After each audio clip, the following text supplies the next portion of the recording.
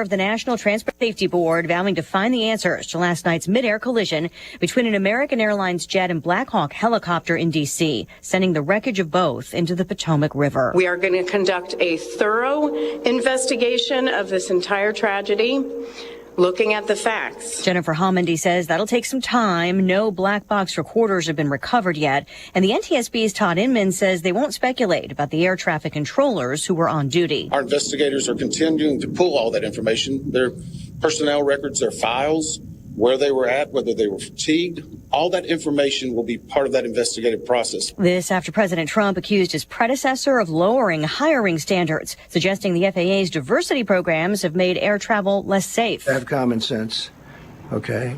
And unfortunately, a lot of people don't.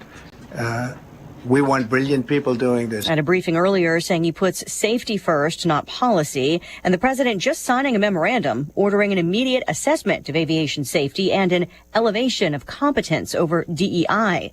An FAA report obtained by the Associated Press says staffing was not normal in the air traffic control tower at the time of the collision. The helicopter involved was on a training mission and may have been flying at a higher altitude than normal. Flight ceiling for helicopters in the D.C. capital region is 200 feet. It's not clear how high they were flying. Jonathan Koziel, the Army Aviation Directorate Chief of Staff, told reporters here at the Pentagon the pilots and crew were familiar with the route and area and had been with the unit for some time. Fox's Jennifer Griffin, the defense chief, saying an elevation issue with the helicopter is being investigated. 67 people killed in the crash. A late sell-off and then rebound on Wall Street. The Dow up 168 at the bell. America's listening to Fox News.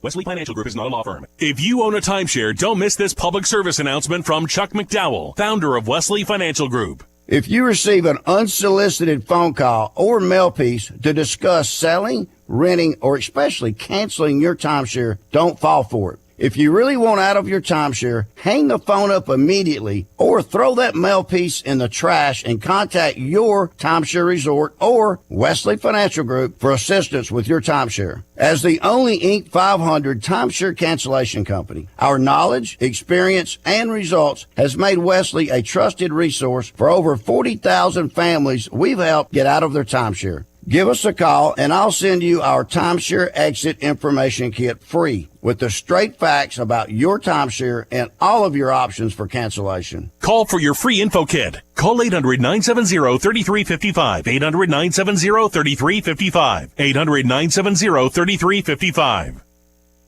A trio of Trump nominees on the Capitol Hill Grill with his pick for FBI Director Kash Patel criticized by California Democratic Senator Adam Schiff over his involvement in a song released by Capitol riot defendants. With promotions on social media and saying you were going to get this to #1 on the billboards, right, Mr. Patel? I think it did. Yes, it did. Yes, it did. Isn't that great? People who violently attack police have a #1 song thanks to you, Mr. Patel.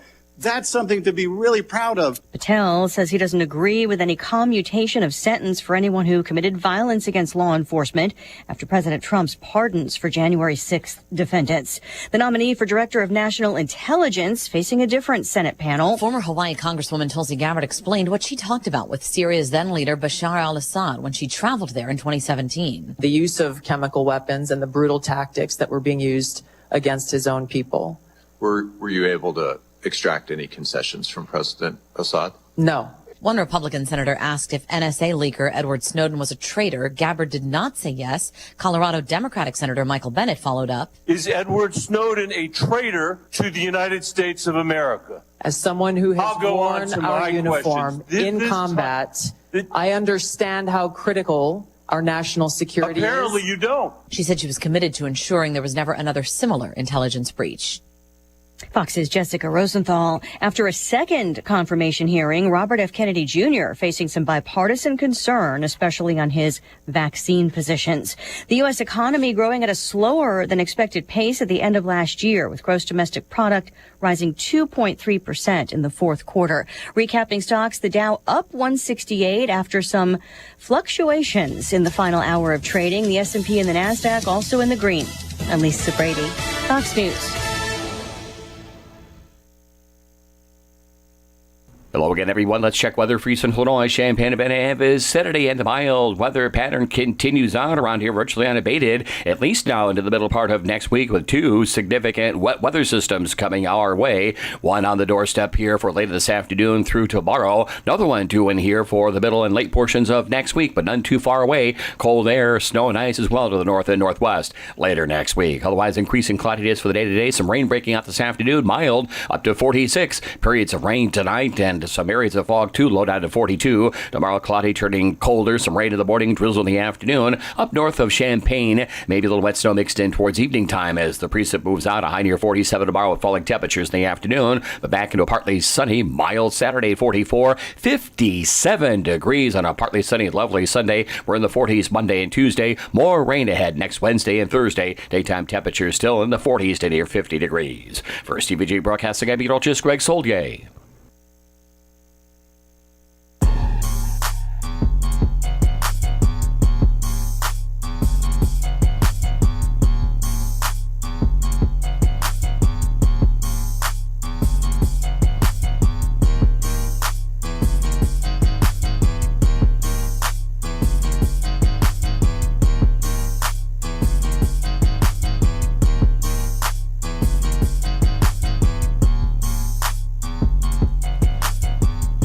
Good morning. Good morning. It is The Drive with Tay and Piper. ESPN 93.5, The Drive, Tay and Piper. No Pipes today. He's on his way. In fact, I think he's arrived in Lincoln, Nebraska. Think so? I think. I saw a tweet about 3 hours ago. No. He probably hasn't yet. It's like 7.5 hours They left from at Champaign. 8, though. I mean, still probably wouldn't be there at 3. Yeah, that's true. Because I saw the pit stop they made at the big truck stop in Iowa. Joey Wagner tweeted that out. So, all right, well, Pipes is rolling into Lincoln about this time after that fascinating 8-hour drive with nothing to look at on the way to Lincoln, and then you get there and there's nothing to look at when you get there. Sorry to all the Nebraska fans out there. I'm sure it's beautiful. How many more boring drives could you draw up than Champaign to Lincoln, Nebraska in the country? The only way I know that is I drove to Omaha once, and it was just not exciting. But there again, that's like calling the kettle black, right? I mean, we literally live in the most boring state. No, the Champaign part through Illinois is very much part of the drive. Like from basically Centralia to Chicago, it's basically the same thing until you get to the outskirts of Chicago and start seeing some buildings taller than 2 stories. So it's like, well, that's kind of cool. Hey, but he's out there, and he's not joining us today. We're going to let him join us tomorrow for a recap of tonight's game as Illinois takes on Nebraska. Nebraska 2-7 in the Big Ten, an older team, so they bring in a couple of guys in terms of Bryce Williams and, of course, Juwan Gary. Both are graduate kids, so they've been around the Big Ten a while. They've been around basketball a while. So that's always dangerous, and we touched on that yesterday, how it's never easy to go on the road in the Big Ten, but especially those kind of sleepy games, if you will. And I kind of pointed out yesterday that it seems like a lot of the road trips so far this year, like the West Coast swing with Oregon and Washington, probably for a lot of these kids, they've never been out to that part of the world. I never have. And then, of course, at Indiana, at Michigan State, those are 2 teams that obviously you can get up for. At Nebraska is always a fun football trip, but when it comes to basketball, it just kind of seems boring. But we'll see what happens. Fred Hoiberg does a great job there. His son, of course, starts for the Huskers. Do they still call them the Cornhuskers? I mean, I know that's their name. They go by the Huskers. Yeah, just the Huskers. It was kind of funny that I almost said Cornhuskers. I haven't said that in a long time. Is that still officially their name, or have they changed it? Okay. I didn't know if maybe they somehow changed that to just Huskers along the way. But, yeah, so you never know. It's one of those games, Kyle, where you just try to get in and get out with a victory and then come back home and you got Ohio State, which is a team that's kind of up and down a little bit this season, getting some good play out of Parrish. Of course, Thornton's really good at the point position. We'll talk all about that as we go along. But, of course, Illinois will host Ohio State Sunday at noon. But tonight it's Nebraska. Do you have any kind of weird feelings, Kyle, about this one tonight, or is it more or less just go in and take care of business and get out? A few weird feelings, I think. It does feel like one of those spots that can sneak up on you. Like you said, I think a lot of the Big Ten schedule so far has had some type of hype or storyline around it, or obviously being at home is a time that you should be able to get up for. But this is kind of the lull in the schedule, especially looking ahead too, where there's kind of now a narrative building of, well, look at this favorable stretch that Illinois has upcoming to really make some noise. But on the front end of that, you go to Nebraska. Like Pipe said yesterday, a team that went 10-0 at home last year. Now they've lost 2 straight this year, but it's not been an easy place to go, and it's no Penn State. It's no Northwestern. It's been a pretty crazy environment there here recently, especially with what Hoiberg has done to at least get them competitive again. But they're a team that's going to be really desperate for a win here. I mean, they were firmly in the tournament picture 3 weeks ago. Now they've lost 6 in a row. This is probably one of the best chances they have left on their schedule in terms of getting a team that would be a marquee win in their building. And I expect that place to be rocking tonight, and I expect Nebraska to be very desperate to play their best basketball. And for Illinois, you don't want to fall into that trap of taking them lightly, feeling like, well, they've lost 6 in a row. We can go in there and play our C game and win. I don't think that's going to be the case. So I'm a little concerned just about the spot, but I do think Illinois is the much better team. And if Illinois shows up and handles the game with the right mentality, I think they should be able to beat this team. Yeah, I'm with you on that. That's a great stat, by the way, of them, Nebraska losing 6 in a row. I didn't realize that. I want to touch real quick before we get too nitty-gritty on Nebraska. We will hear from Brad Underwood this hour. Next hour, we're going to talk a little football, but we'll keep it mainly basketball. But Ethan Hampton, the presumed backup quarterback from Northern Illinois, of course, a guy that led his squad to a win over Notre Dame, who played for the national championship this year. He is coming to essentially back up Luke Altmaier. Luke Altmaier on fire now on Twitter. We'll get to that. Of course, following the lockstep of his coach, who's just on a roll right now. But we will hear from Ethan Hampton, the backup, next hour and get a sense of what he has to say as he comes in to be the backup here at Illinois. And a kid that can play 2 years, so something that could possibly put him firmly in a spot for a chance to start next season for Illinois. But we'll see what happens and how that develops. Also, Pat Bryant, doing some big things at the Senior Bowl. Not surprising, right? I think this is the kind of kid that could just keep climbing the charts. I know everybody kind of projects maybe that third round, if you will, for Pat Bryant, but I could see him working his way up to a second-round selection by somebody that would want a very talented receiver who catches it in the red zone, who makes some great, tough catches down the sideline. So we'll talk a little football next hour, but before we get into Nebraska, you mentioned this favorable stretch. Obviously, Illinois blows it with the game against Maryland at home, terribly. But they rebounded, right, against Northwestern. They literally rebounded against Northwestern. Were like 50-some. 50-27 on the glass. Is that what it was? And they played good basketball, hit their shots. So you get that one, you're 1-0. Then you go to Nebraska. Then you go to Ohio State at home. So you'd be favored in those two, including tonight. And then you're at Rutgers and at Minnesota. Now, Rutgers is a team that has some talent, obviously, with the 2 studs in Bailey and Harper. So we'll see kind of what happens on that end. And then, of course, Minnesota's been playing a lot better this season at home. So that's certainly not just an easy victory for Illinois to walk in, even though Illinois has pretty much owned Minnesota for a long time. And then, of course, you'd come home with the 2 home games against UCLA and Michigan State. Those are the 2 games where you're going to honor Kofi first, right? And then Io. So then Terrence. Oh, I'm sorry, not Io. I saw a his. dunk from Io today on Twitter, so it's got me thinking about Io splitting the defenders of the Celtics and going up for a dunk, but that would be Terrence. Sorry, Terrence. I'd be down to honor Iowa second time. He deserves it. How cool would it be to get all those guys back that are still obviously alive? All the banners hanging up there. What a cool weekend. Yeah. You'd have like Darren, Luther, Dion, which would be awesome. You'd have, of course, the local or the recent guys of Kofi, Io, Terrence Shannon. I know I'm forgetting some guys, but it would be so cool to get that crew back for a weekend and just kind of have a celebration of all of them. That would be something that would be cool. It'd be tough to coordinate that, I would imagine, with all the guys still playing a lot of basketball out there, but it would be fun to see all of that. But you look at that stretch, Kyle, and obviously Illinois with the loss to Maryland and, of course, the loss at home to USC kind of put themselves in the backseat, if you will, in terms of winning a Big Ten title. But now you're kind of maybe playing for seeding, correct, in the NCAA tournament. So I guess on this stretch, if you could take advantage of that, where would that put Illinois going into a Michigan State game? What would that be? That'd be 1, 2, 3, 4, 5, 6 in a row if you beat UCLA then to set up a game against Michigan State at home.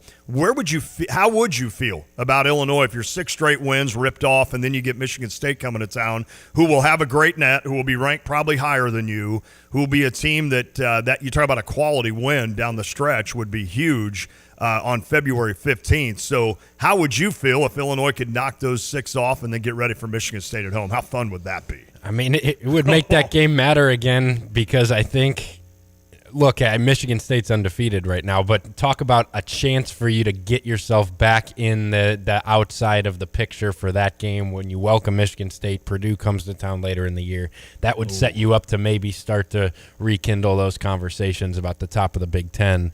But I think it's a stretch that Illinois really needs to take advantage of because I think even though we know that there were some other circumstances, obviously you play without KJ, now you have Tommy out. It hasn't been Illinois as their full self here for a stretch, but I still think the fact that you were 5-4 in Big Ten play, I think based on how Illinois was playing, was probably a little bit of a disappointment. And I think getting yourself back to what you would be, 11-4 at that point, even if you lose one game, get to 10-5, put yourself in fine position. I think that would kind of steady the ship for this Illinois team, get them back to where you thought they would be at. And then you talk about a stretch in late February and early March where those games could have a lot of importance, regardless of whether you do re-enter the Big Ten picture or just like you said, that's where if you can be playing your best basketball, if you can get Tommy back at that point, huge.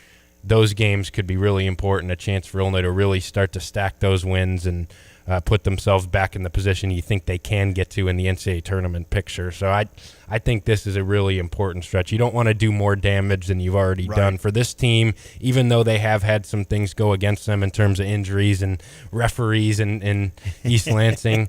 I think you can't really afford, at Nebraska, teams at this lower tier of the Big Ten, I just don't think you can afford to lose more of those games. No. So I think Illinois just needs to be able to take care of some of these teams and put themselves back in the position you thought they would be in. It's interesting that we're on the Tommy watch, right? I had a couple of buddies today that live out of state text me and ask me when Tommy's going to be back, and I'm like, who knows? I don't think anybody knows, right? He's battling mono. That will wipe you out. And it's not only that, but when you finally feel better from mono, and I know you're kind of dealing with a cough right now. It seems like everybody right now is kind of dealing with something around here. So you know more than anybody, and you're not at that level, but you just don't feel your best. And you've got Ivisic now who's trying to battle back from mono. It's going to take him a while to get back to being able to play, I would assume, heavy minutes on the court. So it's one of those where it's not just, hey, he's going to be back for Rutgers. I'm making that up, by the way, in case you're just flipped on the radio. We don't know anything about Tomislav in terms of when he's going to return. But let's say it was Rutgers. I couldn't foresee him playing 28 to 30 minutes in that game. It's going to be a matter of building his strength back up. So it could be a while. And you talk about that stretch after Michigan State at home, then you'd go to Wisconsin. Of course, then you got that Duke game in the middle at New York. And then, of course, Iowa at home, at Michigan, and then Purdue at home. So how cool would it be? I mean, as a season ticket holder, which I'm not for basketball, your last 5 games at home, Ohio State, UCLA, Michigan State, Iowa, Purdue. Pretty awesome. That's pretty cool, man. I mean, There's going to be some great ones in there.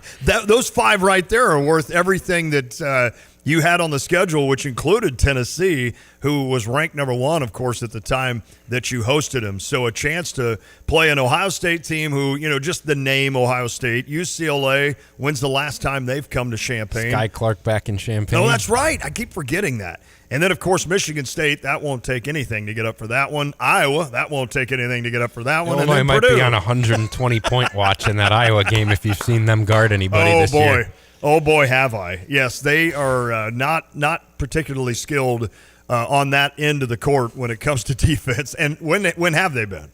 No, is the only thing, right? This year is a little bit different. They are awful. Who was the guard that we had to play earlier this year that had played at Iowa, and he lit us up one game for like 30? Tony Perkins. Tony Perkins, yeah. Tony was at least a guy that would give you a little bit of resistance on the defensive end, but they don't even have him anymore. So it will be interesting to watch kind of as this goes. And the other thing, too, would be even if Illinois is not smack dab they'd be in the middle of having a chance to win the Big Ten. But if they're not, you look at those games down the stretch with Michigan State, you can make a big dent with their title hopes. Of course, at Wisconsin, now they've got some work to do, but still playing pretty well.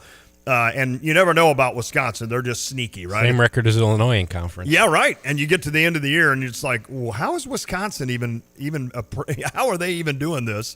Of course, Iowa won't be sniffing it, but then at Michigan with the 2 7-footers with Golden and Wolf, and then, of course, Purdue at home. And Purdue's playing some good basketball. And it's okay to not go to West Lafayette. Yeah, it is. I mean, it is just one of those where that's what makes it sick about losing to USC and Maryland at home. That is something that's really frustrating. So with regards to that, it all starts tonight at Nebraska. Now, this is a team, I know from reading Derek Piper's report today, this is a team that when they've won a couple of big games over top 50 opponents, they've done so by making the other team turn the ball over. And now Illinois has had a propensity on occasion to do that, but that would be something that you'd really want to watch tonight between KJ and Kylan and just kind of taking care of the ball.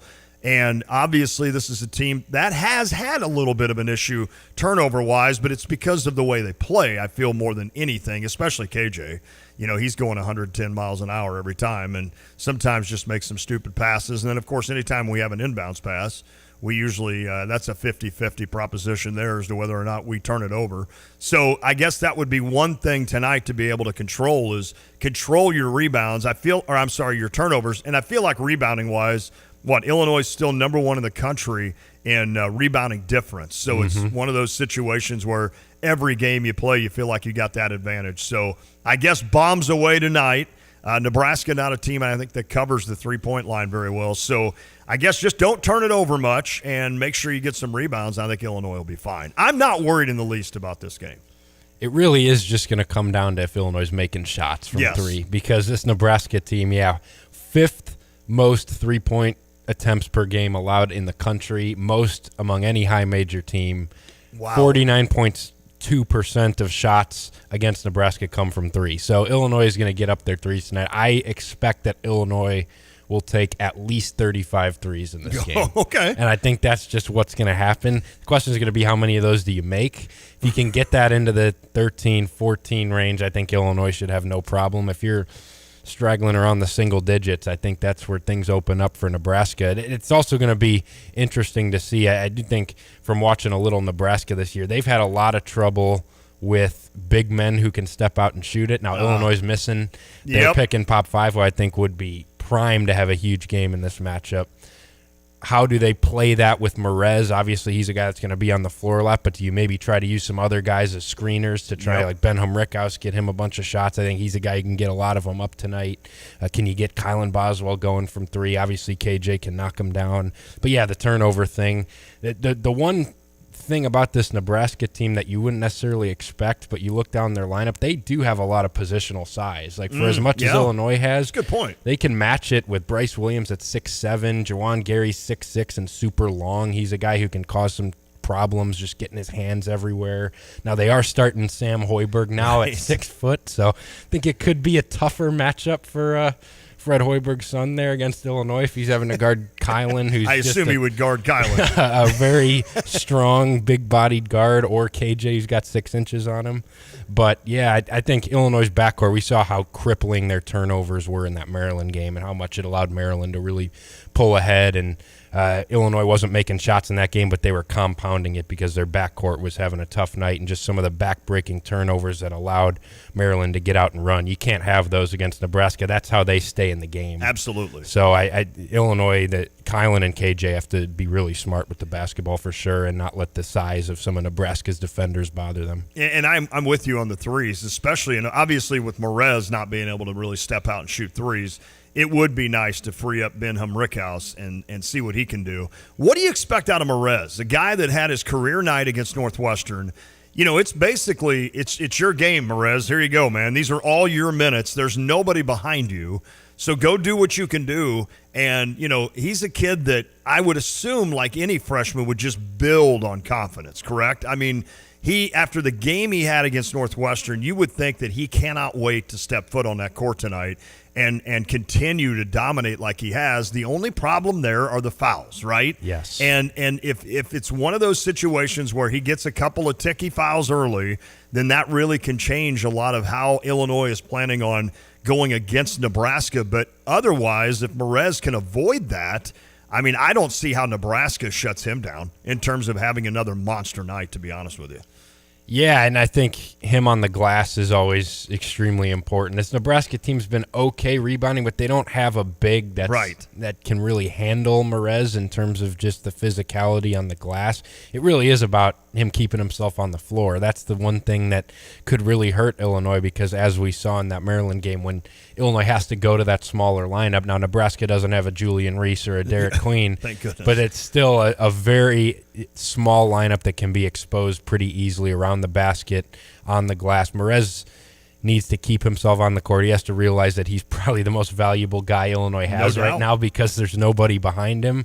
We saw the impact he was able to make when he kept himself on the court for 35 minutes against Northwestern. You might need that again. But I do feel like there's a consistency to Merez's game. I know you threw him into a tough spot against Maryland and he didn't play his best, but he's just so consistent with the motor, the efforts, his defensive ability. I think he's a guy that you don't really have to worry about. When he's on the floor, you feel good about your defense around the rim and just the size on the inside. I think Illinois should be fine there. It's really just what happens if he can't keep himself on the floor. I have no worries about him in terms of filling in for Tommy as a starter. Before we take a break, you had mentioned about Kylan and KJ and being able to kind of dominate tonight. I think this is the kind of game where those two just need to take over, because they are going to be in mismatch heaven in terms of, as you mentioned, like Hoiberg checking Kylan Boswell, if that indeed happens. And I would assume it would happen because, again, Hoiberg, only 6 foot. I mean, I can't see him checking 6'6" Kasparas. He just tries to be a pest and get under you. And I don't know if that's going to work in this matchup. I wonder if Nebraska would show zone tonight. They're not really Hoiberg's not a zone guy, right? He's an NBA type of dude.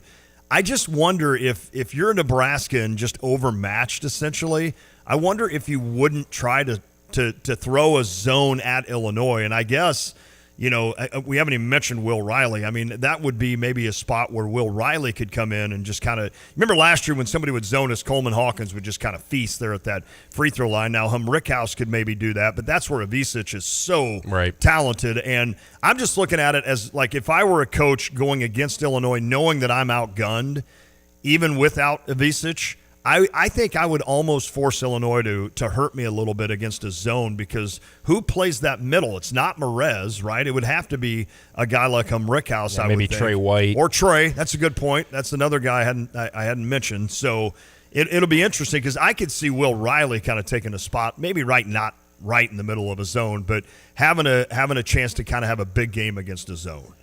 I don't necessarily know if I see Nebraska going zone, because I think the fact that they give up so many threes anyway, and they're just a team that packs the paint, I do think the strategy you live with that strategy against this Illinois team. For as much as what Illinois wants to do offensively is get the three up, they just haven't made them consistently. So I think Nebraska's fine in their base defensive principles of, like, if Illinois wants to take 38 threes, let's actually force them to make more than 30% of them, as they've been making all the time in the 20s here recently. I think the zone makes them way more perceptible. What am I trying to say? No, you're susceptible. Susceptible, not perceptible. I don't know what perceptible. I don't know. Yeah. So I couldn't help you there. Susceptible to the offensive glass, which is where I think that's what, if you're Nebraska, you can get killed on the offensive glass, knowing how good this Illinois team can be, especially if they're missing a bunch of shots and getting them back. I think that's where a zone could really hurt them. I think Nebraska is going to live with the threes going up, but want to be able to match up on the glass. I think we've seen Nebraska in ball screens really try to send two guys at the ball. I think that's something that they'll definitely try to do on KJ to try and take away any opportunity for him to score, knowing that he doesn't have a big who can do a whole lot at the top of the key or on that short roll, and that Merez is kind of like Kofi, where you're not going to be able to throw it to him unless he's inside the paint.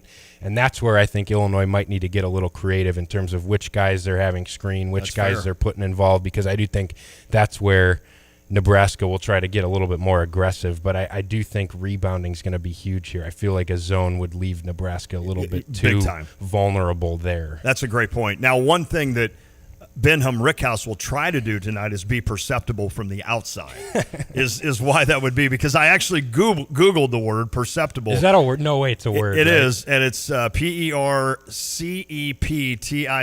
It's able to be seen or noticed. So there we go. So everybody listening, you learned a word today, or maybe you were the smartest one and knew what perceptible means, but it's a little. I don't know where that came. What was I even trying to? I was trying to say. I don't know that I've ever heard that word. From? I don't know.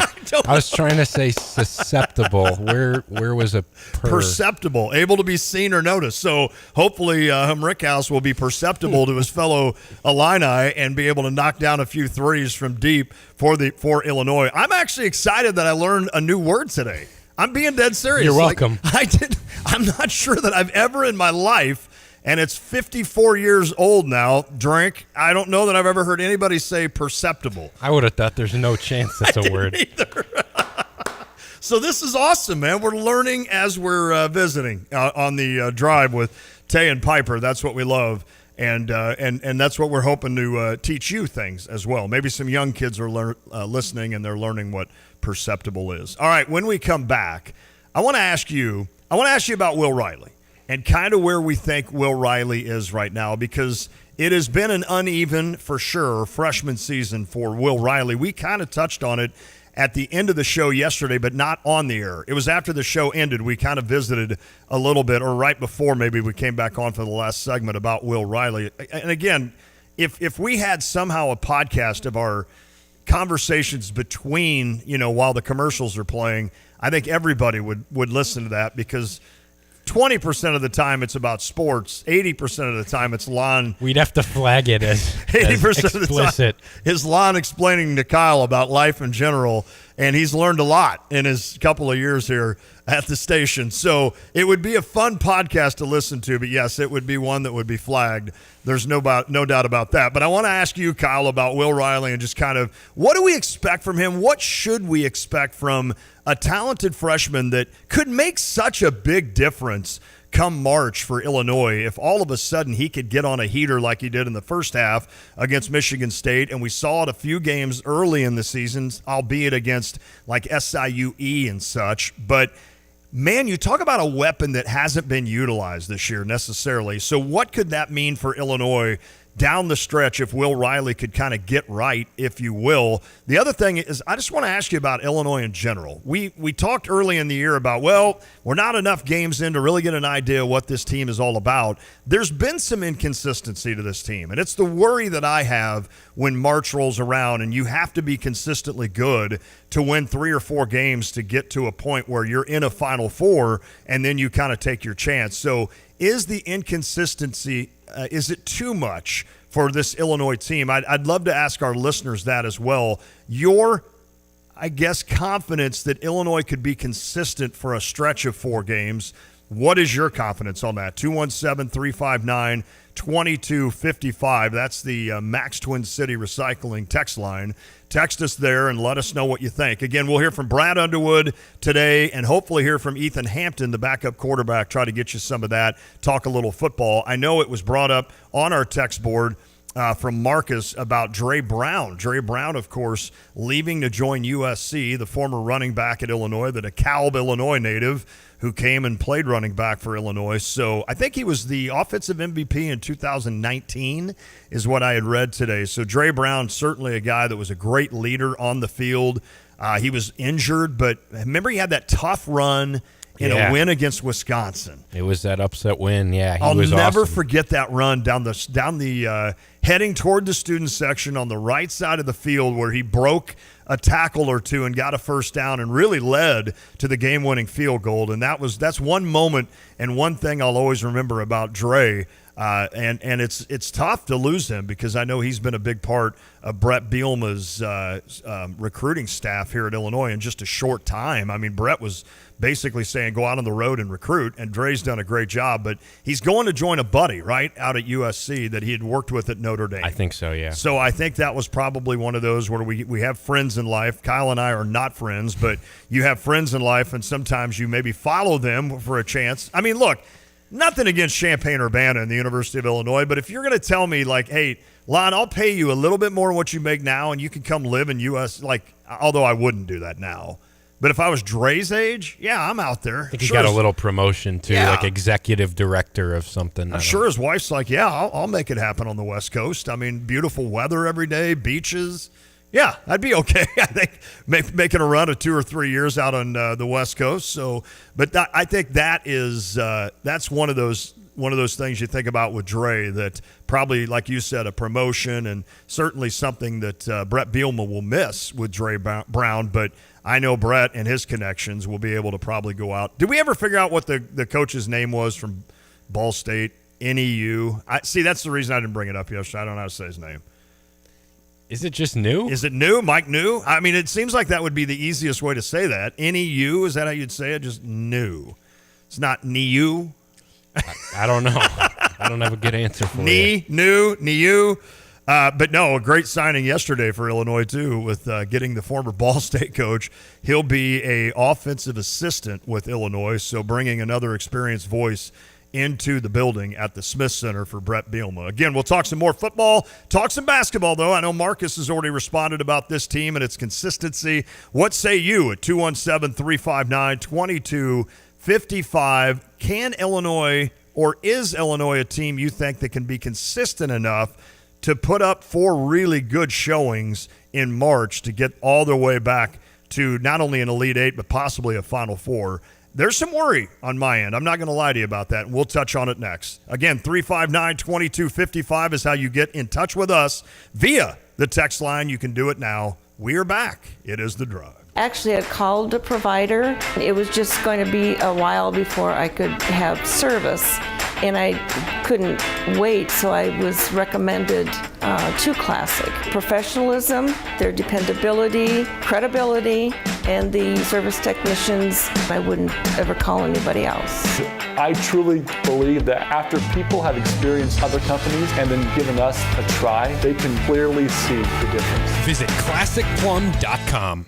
Good morning, First Federal Savings Bank. How may I direct your call? Speak with friendly, real people during lobby hours. It matters when you call First Federal Savings Bank of Champaign-Urbana. A real person located at the bank. Not a recording answers your call during lobby hours. Personal, friendly service makes a difference. 217-356-BANK. Thank you for calling. Have a great day. Rated 5-star superior by Bauer Financial, Inc. Fast, friendly, and local with local loan decisions and underwriting. If you're not already banking with us, give us a try. We think you'll love it here. Member FDIC, Equal Housing Lender. NMLS 435120. Drive in, drive out. Recycling's what Max is all about. You can make some cash and do your share. We make it really simple because we care. It doesn't matter large or small. Our friendly staff will handle it all. Starting it over is what we do at Max Twin City Recycling. Want unbeatable prices on your next furniture purchase, but also seeking that local hometown feel? Look no further than Kelsey Furniture in Tuscola. Customers rave about their friendly, established staff, as well as their great selection, amazing prices, and second-to-none delivery service. They're a third-generation local business, and they've always got your best interests at heart. Find the look you love for less. Open 9 to 5 Monday through Saturday, but always available online at kelseyfurniture.com. That's kelseyfurniture.com. Attention drivers. When it comes to your car, trust matters. That's why savvy drivers choose PDR Automotive for top-notch service and unbeatable quality. From routine maintenance to complex repairs, their team of expert technicians has the skill and experience to keep your vehicle running smoothly. At PDR Automotive, customer satisfaction is their priority, and they won't rest until your car is back on the road performing at its best. Visit PDR Automotive in Urbana today, family-owned and operated for more than 50 years. They're what's best for your truck or car. They are PDR. Dedicated Diesel, home of the Dixie Chopper, still got Gail Frerich's used Dixie Chopper laying around the yard there? Or? Yeah, I believe Gale's is still there. It is a great machine, a big classic, and then we have a couple more really good used models I'd like to get rid of before the snow's gone. But now's the time to check out some great deals while your grass is covered up. I know most people aren't thinking about mowing yet, but this is the time that the prices are going to be the lowest. How can people reach Tim Onstadt? They can get me at TIMO@GFTLOG.com and call the office at 765-793-7131. Get a hold of Andy. The shop is 1313 Triumph Drive in Urbana, 217-328-0562, or Dedicated Equipment on Facebook. You're the man. Thank you so much, Tim. Always a pleasure. Thanks, you. Guys. You bet. Holiday hangover got you feeling weighted down.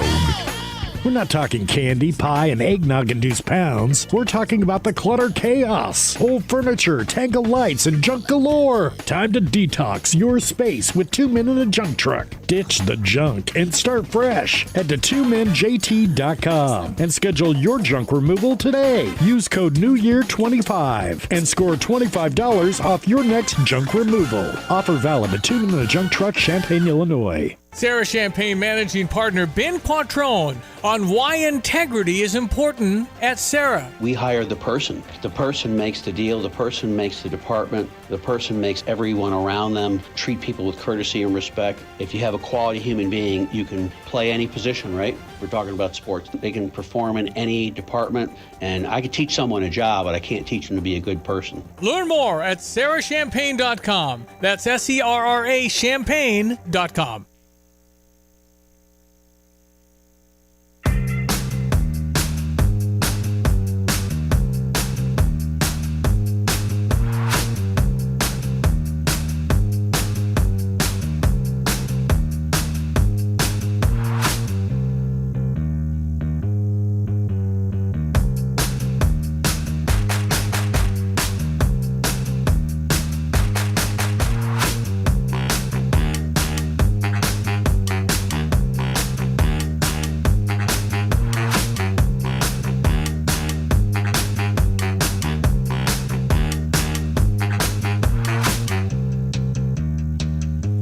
We are back. It is The Drive, ESPN Radio 93.5, The Drive with Tay.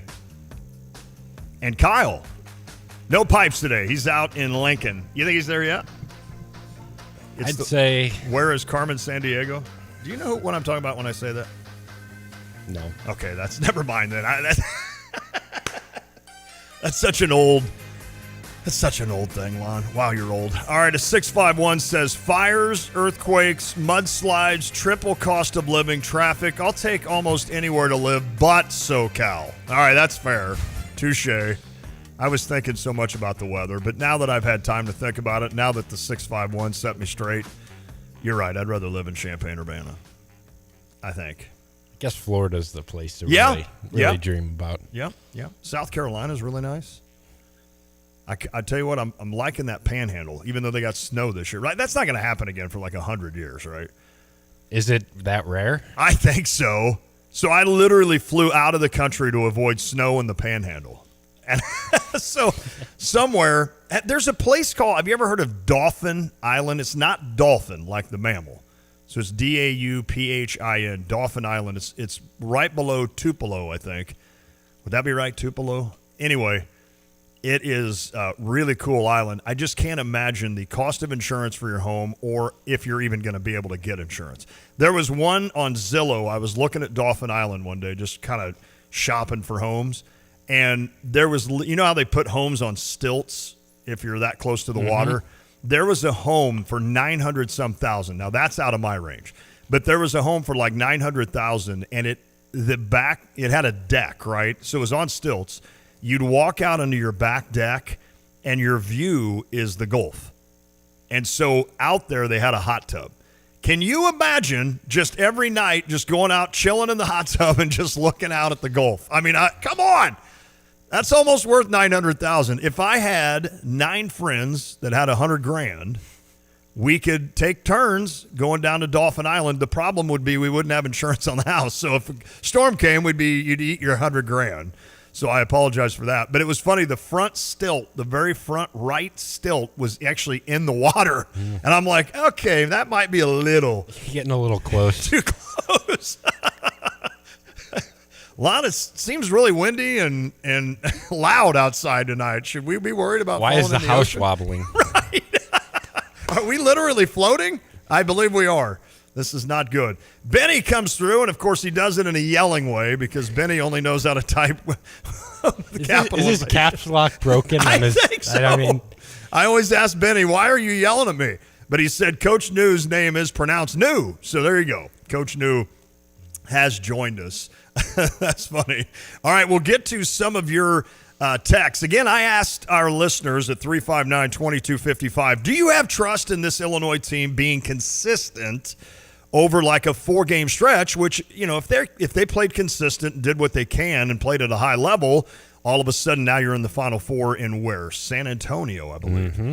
So it only takes 4 games, right? Thankfully, last year got me to the point where I don't have to have that rage again that I went on with you one day.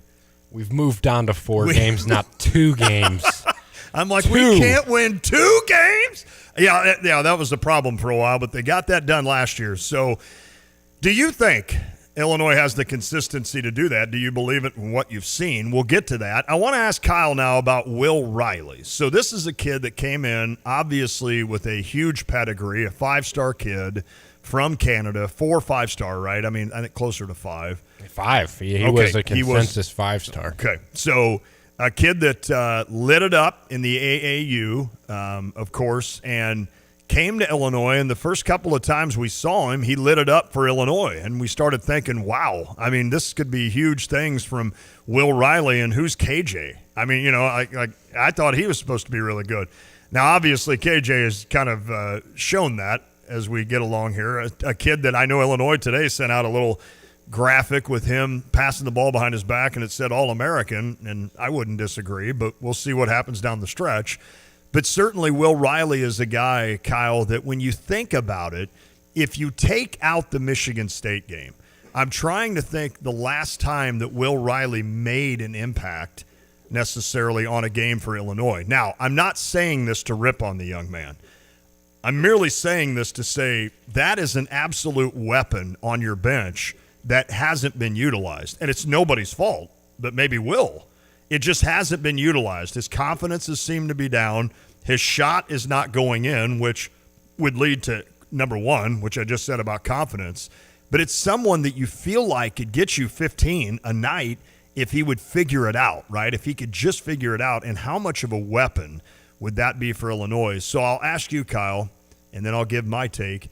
Do you think Will Riley can turn still into that with what? We got a handful of games left, about what, 10 or 12 games before the tournament? Well, you still have the Big Ten tournament as well, so maybe 15 games left. But do you think Will Riley's a kid that could get it together, if you will, and kind of really be the weapon that Illinois hoped he would be? I'm very skeptical that he's going to be the consistent, 12, 15 points a game off the bench guy that you thought he could be after the first month. Because you said it right there. Great half against Michigan State. Right. On fire, unconscious for 6 minutes, had 16 points in 5 minutes or whatever it was. Other than that, the last time that he's had any type of consistent, productive scoring game, you have to go back to November. Is that in right? non-conference. I mean, he had 13 points against Chicago State.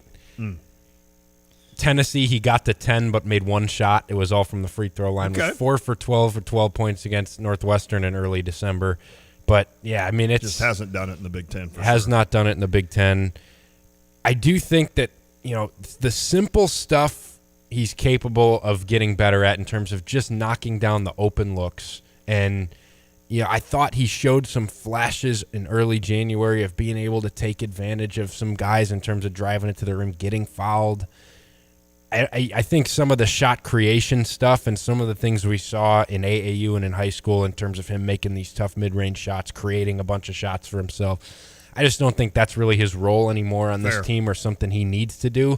But, man, shoot better than 14% from three in conference play. I think that's absolutely possible. I still am okay with him taking those shots. It's not like I want to discourage him from shooting open looks because I think that capability is still in there.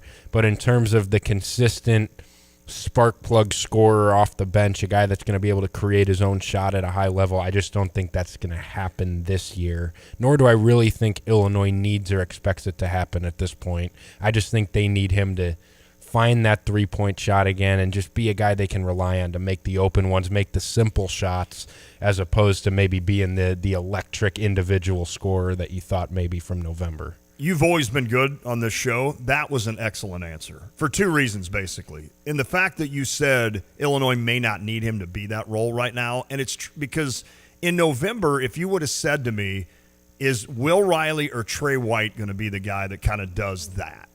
I would have said Will Riley.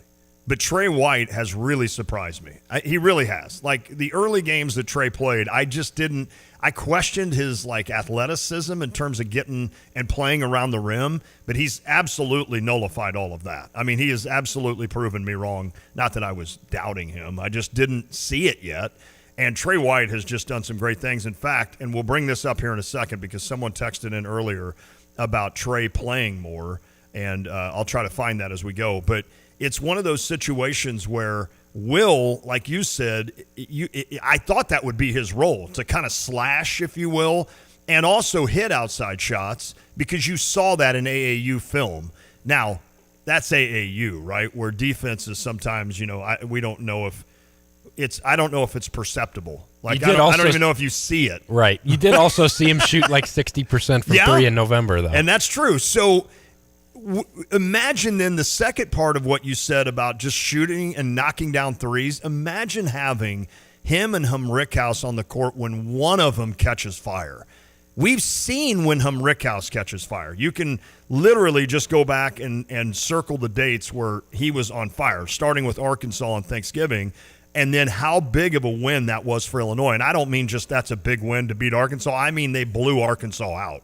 When Rickhouse is hitting at a big level like at Oregon, this Illinois team plays at a different level. Now imagine getting that from Will Riley as well and having two guys to let KJ dish out or Kylan dish out to. Now, whether or not those two would be on the court at the same time is a question, obviously, because you'd be losing some defense, you'd be losing some rebounding a little bit there, although Will has had a few games of rebounding pretty well and showing that he's got the ability, obviously, to do that. But I'm with you when you first said that I'm skeptical about Will all of a sudden just flipping a switch. Now, I'll say this. It happened with Morez, right? I mean, it kind of happened with Morez against Northwestern. Maybe it would take a game where, Rickhouse needed to sit out a game. So, Will, here it is, man. This is your time to shine. There's nobody behind you. Just go out and do it. Just go get confidence and go. My last question to you on Will Riley would be, is it confidence, you think? Is it all confidence?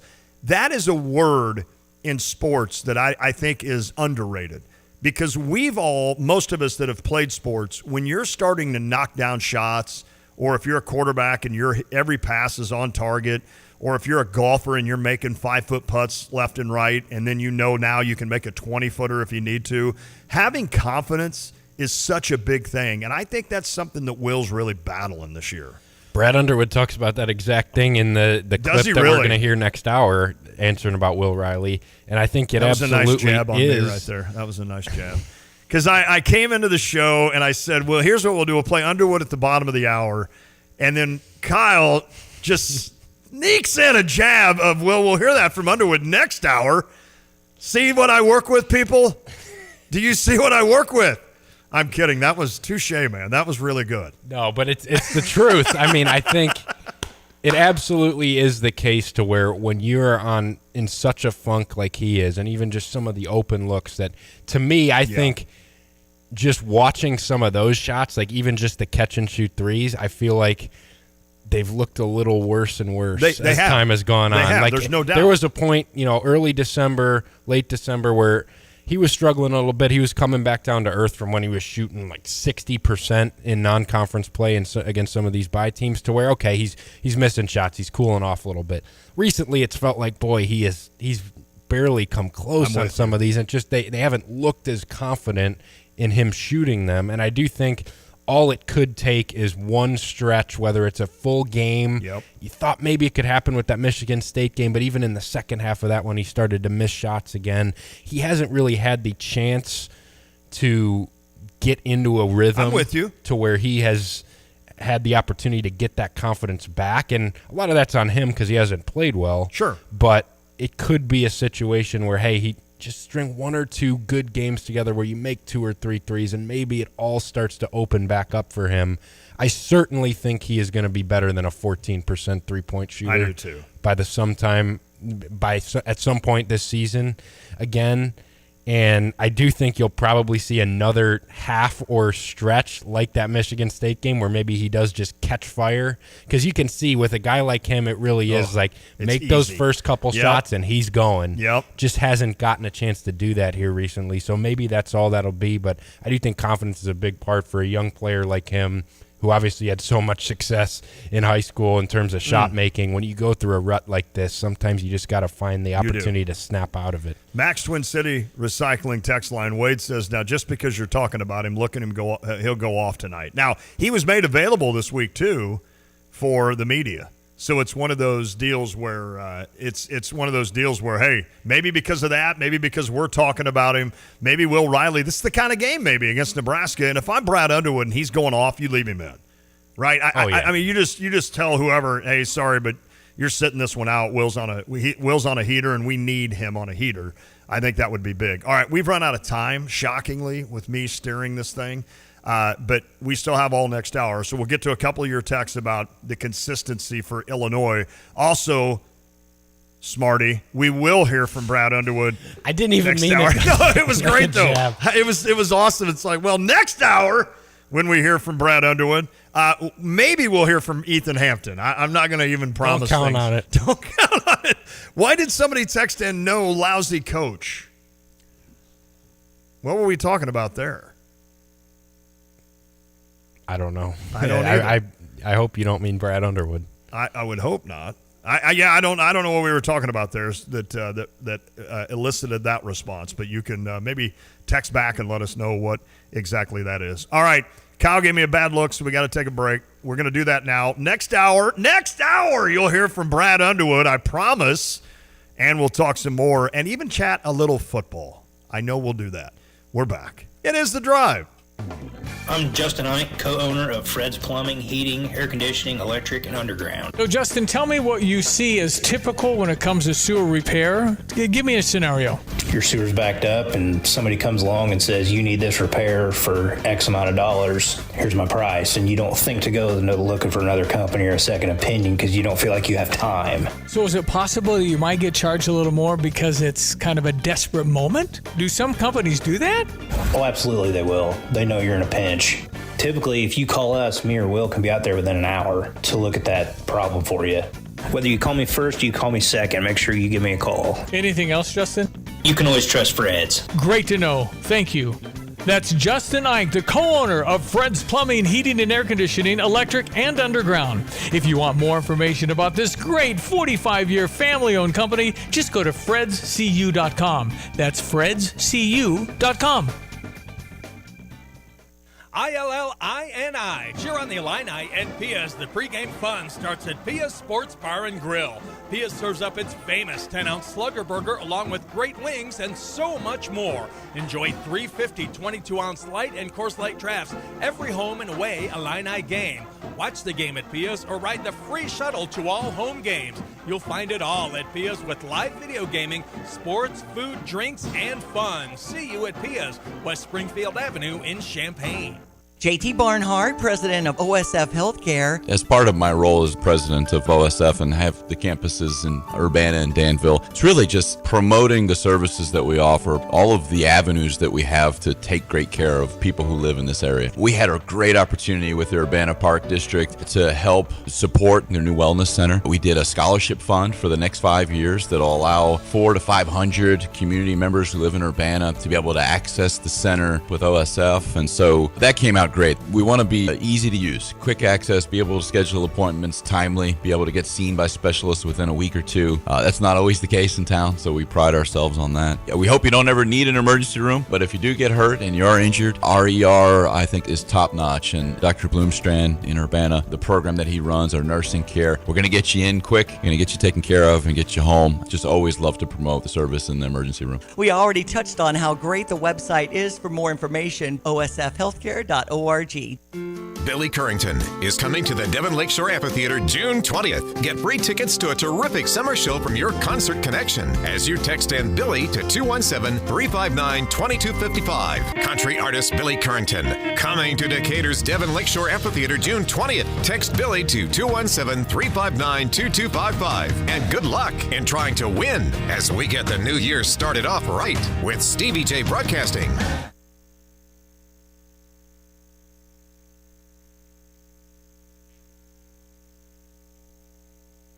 You're listening to WSJK ESPN 93.5 Tuscola, Champaign-Urbana, your home for the St. Louis Cardinals.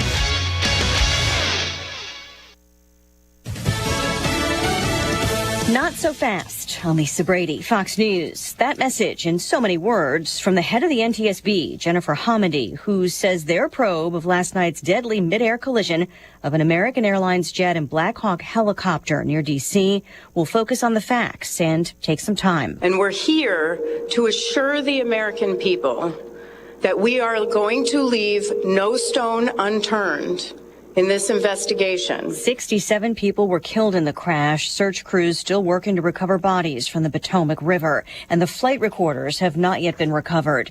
President Trump says diversity hiring at the FAA could be a factor, blaming his predecessor and pointing to previous articles about hiring policies. And then it says FAA says people with severe disabilities are most underrepresented segment of the workforce, and they want them in, and they want them.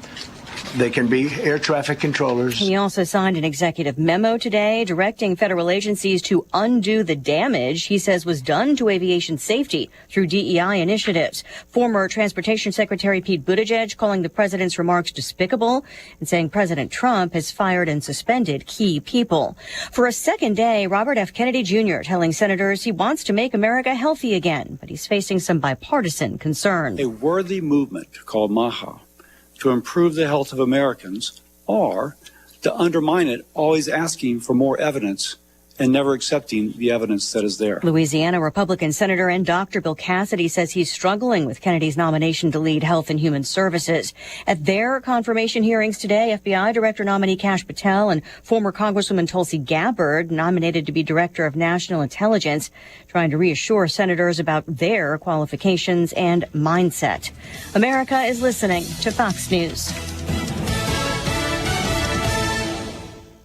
Wesley Financial Group is not a law firm. If you own a timeshare, don't miss this public service announcement from Chuck McDowell, founder of Wesley Financial Group. If you receive an unsolicited phone call or mail piece to discuss selling, renting, or especially canceling your timeshare, don't fall for it. If you really want out of your timeshare, hang the phone up immediately or throw that mail piece in the trash and contact your timeshare resort or Wesley Financial Group for assistance with your timeshare. As the only Inc. 500 timeshare cancellation company, our knowledge, experience, and results has made Wesley a trusted resource for over 40,000 families we've helped get out of their timeshare. Give us a call, and I'll send you our timeshare exit information kit free with the straight facts about your timeshare and all of your options for cancellation. Call for your free info kit. Call 800-970-3355. 800-970-3355. 800-970-3355.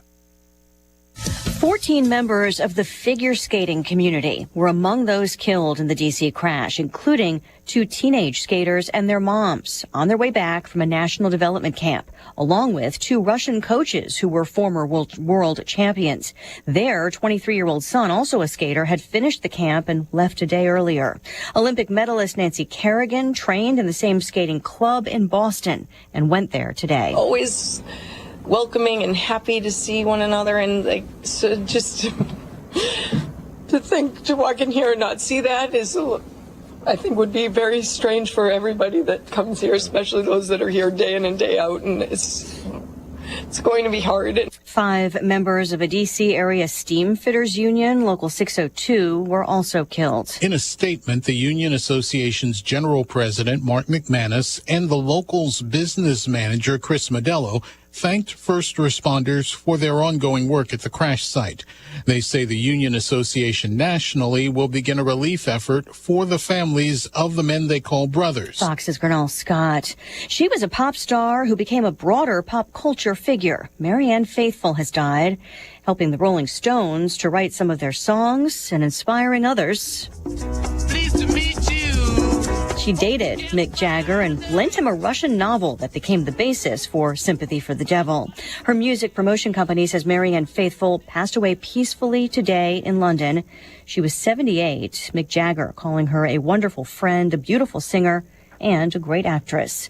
Just getting word of a new criminal indictment against music mogul Sean Diddy Combs in his New York sex trafficking case, adding additional accusers. He has denied all charges. Stocks finishing higher after a mixed day overall. The Dow up 168 points. And Lisa Brady, Fox News.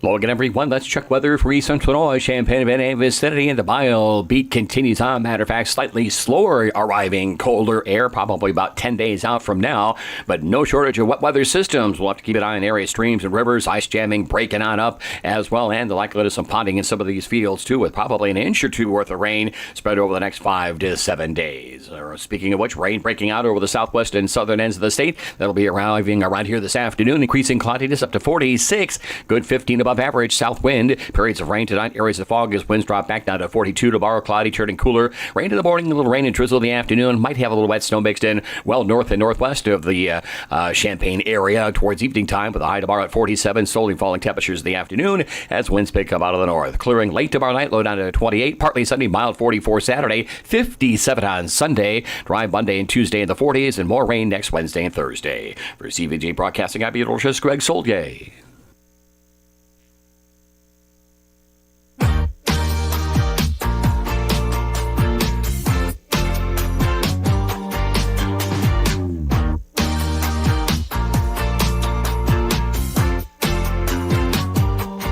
Yep, number 1 on the list, Kyle. Top 5 at least. Top 5. Mick Jagger, I'm talking Rolling Stones. Songs. Hey, good afternoon. It's The Drive with Tay and Piper, Derek Piper. We think by now is in Lincoln for the game tonight. 8 o'clock tip. 8 o'clock tip. 7:30, right? Oh, 7:30, is that right? On FS1. All right. So 7:30, that's good. That gets me to bed a half hour earlier. Good job. Hey, I want to tell you, get the inside scoop about the 2025 St. Louis Cardinals. You can hear from our buddy Mike Claiborne, also Ricky Horton, and special guests, including Cardinals greats. It's powered by Max Twin City Recycling, and it's on Thursday nights, which would be tonight from 6 to 8 on your home for the Cardinals. That's us, ESPN 93.5. That's perfect. Turn that on at 6. Listen for a couple of hours, or at least an hour and a half, and then Illinois tips off at 7:30, usually about 7:39, so you can actually get another segment in. Although these games, sometimes they run into each other, don't they? Yeah, but you're right. Even if they don't, they go to the studio show for 15 minutes. So. Yeah. It's like, let's hear your last thoughts on this Illinois-Nebraska game. Are they really doing like a triple header on Peacock where it's like 6, 8, and 10? Do they not think they're going to run into some issues on that?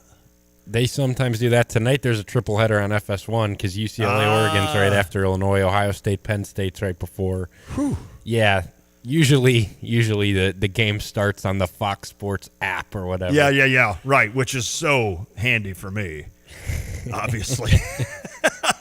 So handy for me. But, get your taste of baseball tonight, 6 to 8 right here on ESPN 93.5. All right, talked a lot about Illinois and Nebraska. Also asked you if you're confident in Illinois being a consistent team, showing it maybe 4 days in a row. Have they done that yet? They were doing it for a stretch right before KJ got hurt. Yeah, that's true. Now, the Washington game was a tie game with 30 seconds left, and it's a Washington team that's not very good, but Illinois was still in control of that game for a while. But you had the stretch. You beat Missouri, obviously handled Chicago State, but then at Oregon, at Washington, and then blow out Penn State. So you had a 5-game win streak going for those against solid high major teams. Other than that, it has been up and down. Yeah, because when you look at it, I disregard the early games, but you lost to Alabama, you beat Maryland. Again, I disregard that. You beat Arkansas, but then you lose to Northwestern. You beat Wisconsin, you lose to Tennessee. You beat Missouri, as you mentioned, that little stretch. Oregon and Washington and Penn State. That was, and Chicago State thrown in there, but that's like playing, Villa Grove in 1988 with me running the show. They might be one of the worst teams. I'm looking on Ken Palm. Right, exactly. They are 360th in the country. Oh. They're currently 2-20. Wow. Okay. So, so if you take Missouri, Oregon, Washington State, Penn State, that's a good 4-game stretch. Yes. Then you lose at home to USC, you beat Indiana, you lose to Michigan State, you lose to Maryland, you beat Northwestern. I don't know. I need to see some consistency from Illinois to prove to me that they can make quite a big of a run in March. But somebody did text in kind of to that point. I know Marcus said, Lon, once they get healthy, the men's basketball will be absolutely dangerous come March Madness. So I hope Marcus is correct on that one. Jacob from Mount Prospect, I like that. Is Mount Prospect up by you? It's not all that close. Okay. Illinois is a great rebounding team, which will keep you in any game. That's true. The shooting will come around from 3. Just need to be 30%, 12-1 when they're shooting over 28% from 3. Good math there, Jacob. If they check those 2 boxes in March, I see a run coming. All right, that's a good take right there. I didn't know they were 12-1 when they shot above 28% from 3. That isn't that daunting, is it? But I guess for a whole team, it seems to be. Big Def said by mid to late March, I have a lot of trust. In late January, early February, no trust whatsoever. So that's kind of where he's going with that. And then Heath mentioned that the texter that said no lousy coach maybe was talking about Dre Brown going to play. Makes sense. Or going to coach with Lincoln Riley out at USC. So maybe that's what they're talking about. So if you think consistency is an issue, I do. I really do. And that's probably been one of my big gripes about Illinois is that how do you go out and beat somebody by 30 and then, you turn around and, like I said with Maryland, you lose by 20. I mean, that's a 50-point swing. And I know those weren't back-to-back, but I don't know. I think a lot of that consistency, the worry is how they run offense. Yes. Because absolutely. I don't know how you can't, this isn't Steph Curry and Larry Bird shooting threes, right? I mean, these are kids that, can get hot. Obviously, we've seen that. Rickhouse can get as hot as anybody, and KJ can knock him down, if Vicic can knock him down. But, man, when you're just relying on that, that's a little bit of a concern for me come March. So we'll see what happens there. What do you think of that? Is it because of the three-point shooting that you can, yes, beat anybody in the country? No, I don't think you could lose to anybody in the country. But certainly I think if you're in the, let's say, round of 32 and let's say you get to the Sweet 16 and then you have a game where you can't shoot threes, do I have trust that Illinois can get it done? Now, the Washington game showed a little bit of that, but it worries me. Yeah, it's because it's been such a prolonged stretch now, and the fact that currently, and we're, 20 games into the season now, this is a team that takes a ton of threes but isn't very good at shooting them. And it's not – there's some on-off nature to it. Me and Pipes were having this conversation last week about how every other game they've gotten near double digit in 3-point makes, and then they'll make 5, and then they'll make 10, exactly. and then but even the percentages, Illinois shot above 35% from 3 one time in 10 conference games, and it was at Oregon. Wow. Now, if they shoot 16 of 29 from 3, they'll beat anybody in the country. I don't think Duke beats them in Madison Square Garden if they shoot 16 of 29 from 3.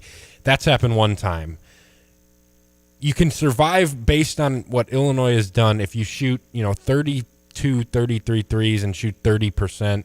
You can survive some nights because they're so good on the offensive glass and because they're good enough defensively to where Illinois isn't so single-handedly reliant on that where that completely determines the outcome of a game.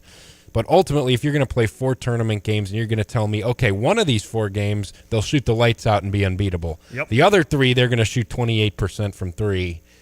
How confident are you they can win those 3? I just don't know how confident I am because it's so hard to overcome that when so much of your offense is coming from one place and you're just not good enough. Right now, Illinois is 260th in the country at 3-point percentage. So that's what really does hold me back. I still do think on the other side of things, I want to see what this team looks like when everybody is finally back healthy I'm with you. with a chance to play 2-3 weeks together and really get back to everybody in their roles and playing like they were in that early stretch of January. I think that has to be considered in this, that some of this inconsistency has been due to some things out of their control, injury-wise, sickness-wise. There's no doubt. But I do think their style of play very much is a recipe for inconsistency night to night. And when you take that many threes and you're not all that great at making them, I think you're very vulnerable against a lot of teams. That's fair. And when you talk about getting kind of easy looks, I know Bill's mentioned that in terms of they don't really have the ability to get those easy looks. I think Trey White would tell you different there. He gets to the rim, he slashes. Merez obviously is a guy that can do that. KJ can get to the rim, certainly on his drives. But other than that, I don't rely on Rickhouse to do that. I don't rely on Will Riley necessarily to do that. Ivicic even kind of lives on the outside. Yeah. So that in that regard, Kylan, he kind of lives on the outside, though he's got the ability, obviously, to get to the rim. Struggled finishing. That's the problem. That's correct. So really, when you look at it, you've got Trey, KJ, and – who else did I say? Trey, KJ, and Merez. Merez, yeah. He's a guy that you're probably going to have to create a lot of things for him. Yeah, he's not going to take it 15 feet and most of the time and get in there and get easy shots. So we'll see. We'll see if Illinois can kind of get some of that consistency here down the stretch. And like you mentioned, this is a stretch where possibly that could happen. Obviously, the win against Northwestern. You're at Nebraska, get a win tonight, hopefully. Then you come home with Ohio State. Then you got at Rutgers, at Minnesota, then UCLA at home. So a chance maybe here for Illinois to get 6 in a row. Let's do that and change my perception a little bit with regards to the consistency. Brad Underwood had a chance to visit with all of the media, and I know he talked about – what was it that he talked about that you mentioned the first hour so boldly? He talked about Will Riley and his that's right. confidence in shooting and shot making. So let's hear from your Illinois coach just ahead of a battle with Nebraska tonight in Lincoln. Here's Brad Underwood. Yeah, obviously a better bounce back for Northwestern. I thought that the first half of that game defensively was exceptional. I thought we played very, very well. I thought we addressed Northwestern's physicality. I think they're one of the more physical teams in the Big Ten when it comes to screening, when it comes to just pushing up everything, being very physical. And I thought we did a really nice job of matching the point of attack. The ball screen with Leach, especially in the first half. Merez on Martinelli. The physicality, I think, was important. Bam did a nice job on Barnheiser. But a little slow start offensively, and then we got cooking. Stops led to transition. Great ball movement. We creased the defense, found the paint. And then a game that we made really good rim decisions. And so that was nice to see. Next up is Nebraska, a team that this year has been elite on the defensive side. I think they were as high as 4 maybe in the KenPom. On the defensive side, they do what they do. And Fred's got another Very, very good group. They give up. They force you into some things offensively that they're very comfortable with in terms of guarding. They take away post-ups. Bryce Williams is having just an outstanding year playing on the ball for them. Gary's had some very big games. Those are familiar names. And then a name that's switched jerseys but's been familiar with the Big Ten. CJN's having a fabulous year, shooting plus 40% from three and a double-digit score. So great environment. Pinnacle Bank's one of the great arenas in the league, and the Husker fans always show up and expect a tough night. It seems like adjusting to the absence of Thomas Sloan was a major factor against Northwestern. You seeing that in practice? You expect it to continue? Yeah, we were able to work on it, and again, I don't want to beat a dead horse, but it was the sicknesses, and we've still had some of that. Carey's been out, with the flu, so it's running its course through our team, but just being able to prepare, have a couple of days to make some adjustments, and then I thought we did a nice job, with our cross match with Ben and Merez. Merez did a great job. So it's nice to be able to prepare, and then we did some things offensively, which were a little bit different in terms of not having Tommy as a playmaker. We did some things different with Merez. You mentioned that Tommy's been starting to feel better. Has he been around you guys a lot in terms of being at the building? Okay. No, we see him periodically. He's spending most of his time with the doctors and Fletch and the training staff, and using all of our modalities with the hyperbaric oxygen chambers and infrareds to try to expedite the best you can this process. But this process is what it is. So, it's just it's a gradual deal. In your experience, Brett, is there ever a silver lining to dealing with the adversity of missing somebody? Absolutely. You never like it as a coach. I don't, but I also have been around long enough to understand that you're going to be forced to do different things, and this team has great capabilities of doing that. We played without two of our best players, throughout the first half of conference play. So we've had 5-6 games now, where we haven't had our whole group. So. Adjusting on the fly. It's tribute to these guys how a young team has been able to handle that. It shows their basketball IQ, their intelligence. But the best thing about the Northwestern game is we got our edge back, and we played with a little fire in our belly, which helps. Hearing that, just to be clear, Tommy won't be available tomorrow, I'm assuming? No, you will not be. What was the process of maybe redefining roles after you maybe found a rhythm, and then even if it's only temporarily, just to kind of shake it up? Yeah, it takes a second, and you got, again, this group has done a phenomenal job of that. We experienced that last year for 6 games. You can't retweak everything. You just have to make small adjustments. And those adjustments we've handled within the course of our scope of what we do, especially on the offensive end. Defensively, it throws us a little bit of a wrinkle, not having 7'1", 250 in there, but we've handled it for the most part pretty well. Brady, you're going to have 2 guys with their jerseys lifted to their rafters, and within a matter of 5 days. Your third players to do that. What's that mean to you? What's that week going to mean to you? Yeah, I got to reflect on that a little bit. It's pretty special, and it's a tribute to how hard each of those guys worked, and what they have meant to me and my family, and what they have meant to the program is just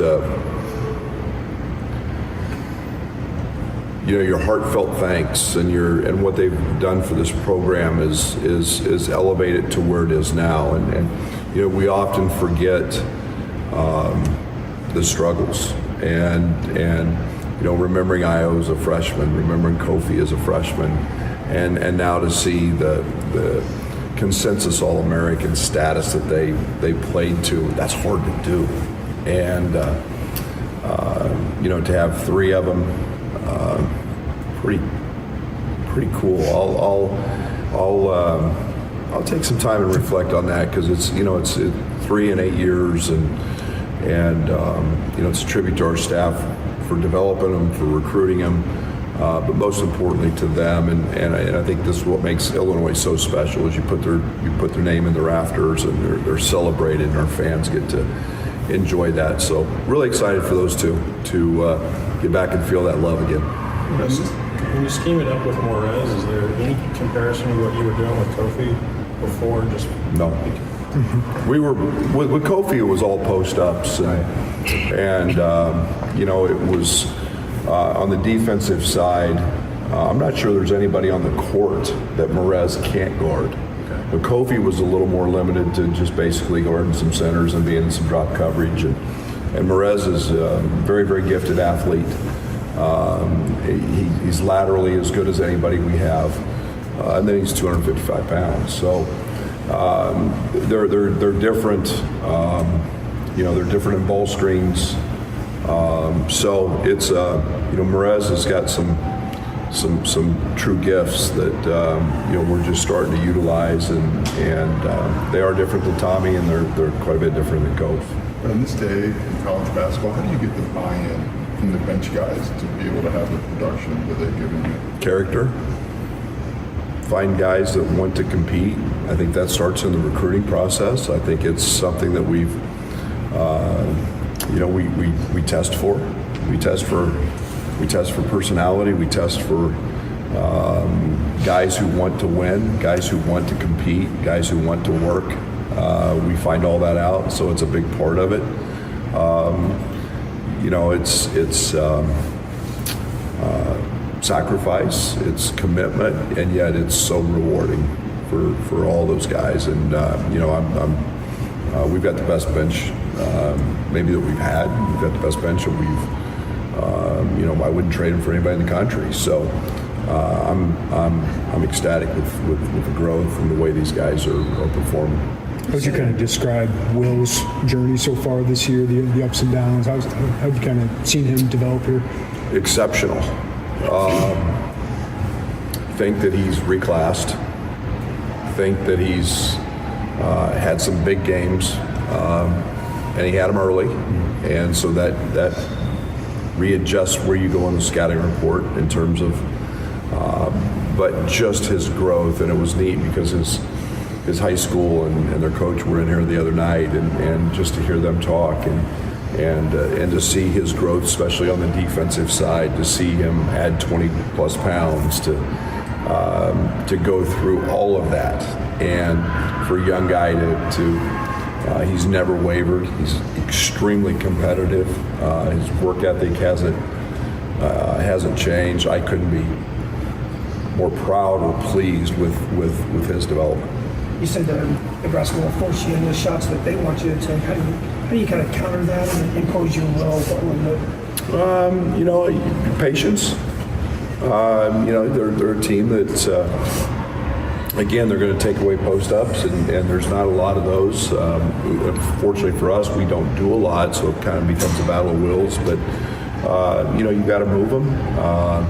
They're very, very good with their double teams. They're very good and have great size. So they're going to give you some opportunities that you've got to take advantage of, and we'll. See if we can exploit that. Is there anything you're seeing with Will that maybe can lead to more efficiency in terms of jump shots? Is it as far as the process, where they're coming, how they're looking? I think the one thing that just comes is confidence to make easy shots. Will's a really, really good hard shot maker. And he's very gifted at getting to his spots. I don't know if I've coached a player that's 6'8", 6'9", he's just shy of 200 pounds now, but thin, and that gets to his spots as easily as he does. And then he can do a lot with it. But it's the easy ones, and it's the learning to take the physicality, learning to grow into wanting to get fouled. Those things come with time. I liken back to Io's freshman year, and Io had a hard time with that as well, and became one of the elite finishers in college basketball just with strength and time. So, but his confidence is growing. It's unfortunate he plays great in the Michigan State game and then gets the flu and gets sidelined a little bit with that. But he's had a good practice yesterday, and expect that today to keep building. Are there specific things with this group that you've seen that you like going on the road with them? Because you've had a lot of success going away from home this year.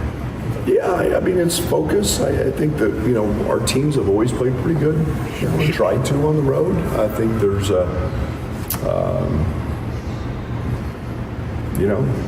maybe it's like, we like people booing at us and screaming at us and cussing at us, and but it's, every game's different, and every focus and every matchup, and court's 94 feet, the rim's 10 feet, and that sounds very cliche, but we're just going to go out and play the best against that opponent, no matter where it's at. When you try to reinstill or reignite edge in a team, is there a certain guy you start with, like know that can permeate, or see that person has that you're feeling good about where that's trending? Yeah, every team's got a guy out, for lack of a better term, I'll pick on. I usually like to find the guy that I can agitate the most and irritate the most and get under their skin. So I won't reveal who that is. I wouldn't want to give away any secrets, but every team's got one. But every team's got one that, last year it was TJ. And when he was gone, it was Marcus. I'd love to see if I could get Marcus to, almost tears. And I did. I mean that, in a good way. He would turn really red, and Coleman and I obviously had our moments as well, which were fun, but it's all to create the energy, to create the vibe, to create the competitive spirit that you have to play with. And as often as we can do that in practice, then the more it becomes habit. And so yeah, we've got a few that I can push the buttons on. You just named off some of the best players you've had. Does it have to be your best player or one of them? No. It was Andre Svali. Well, I mean, I didn't have to with Trent. Kofi and I had some moments. But yeah, I mean, it helped. But it doesn't matter. I'm going to... we had Keaton Kuchar going the other day, and Keaton made about 25 in a row and got amped up, and then he started talking a little trash and against the starters, and that was fun. And it's just a different, it can be different week to week, but there's different ways to motivate guys and challenge them, and fortunately I've been pretty good at that throughout my career as a coach, to find that edge with guys that have it permeate then through our team. With Morez, what's kind of the next step with him? We saw what he can do, career type of game. Consistency. That's my big thing with him all week is, you played a really solid game.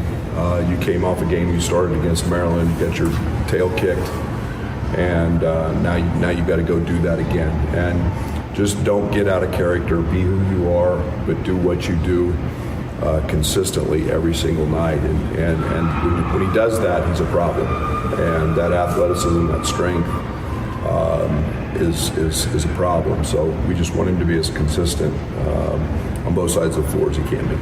There you go, Brad Underwood, Illinois basketball coach. Interesting that the theme today has been consistency for this Illinois team, and we'll see if that is the case, as Brad says, with Morez. So tonight, again, another chance for Morez Johnson to do some damage, and he's it on the inside. So we'll see what happens against Nebraska. You would think he'd have a chance. Tonight would be a good night, too, for Will Riley. Just to get on a heater and get some threes up. Absolutely. Just have one tonight, get on one, and have some fun. So good to hear from Brad Underwood. We, of course, will take a quick break. But while we do that, we're going to go do some important matters here Our friends at Busey, all the needs of a customer you can get at Busey, and as your needs grow, Busey continues to allow you to bank when and how you want thanks to the eBank, Busey's online and mobile banking tool. You can check balances, view transactions. The mobile app will allow you to deposit checks, provide travel plans, and this is the one that gets me, is analyze spending habits. That would not be good for me. You can find that Busey mobile app, by the way, in your App Store or Google Play. I just found out I have like a Google Wallet. Had no idea I had that, Kyle. So I'm back with the rest of you now on pace. You can request an appointment with Busey. Skip the line. Schedule appointments online for services related to personal checking, savings accounts, mortgage, wealth management. They make it as easy as possible. Busey's there to help. Contact a member of their customer care team Monday through Friday, 7:30 a.m. to 6. And they're even there on Saturday, of course, 8 to 12. You can do that at 1-800-67-BUSEY or through that mobile app. Busey, making it easy to bank. Busey, member FDIC.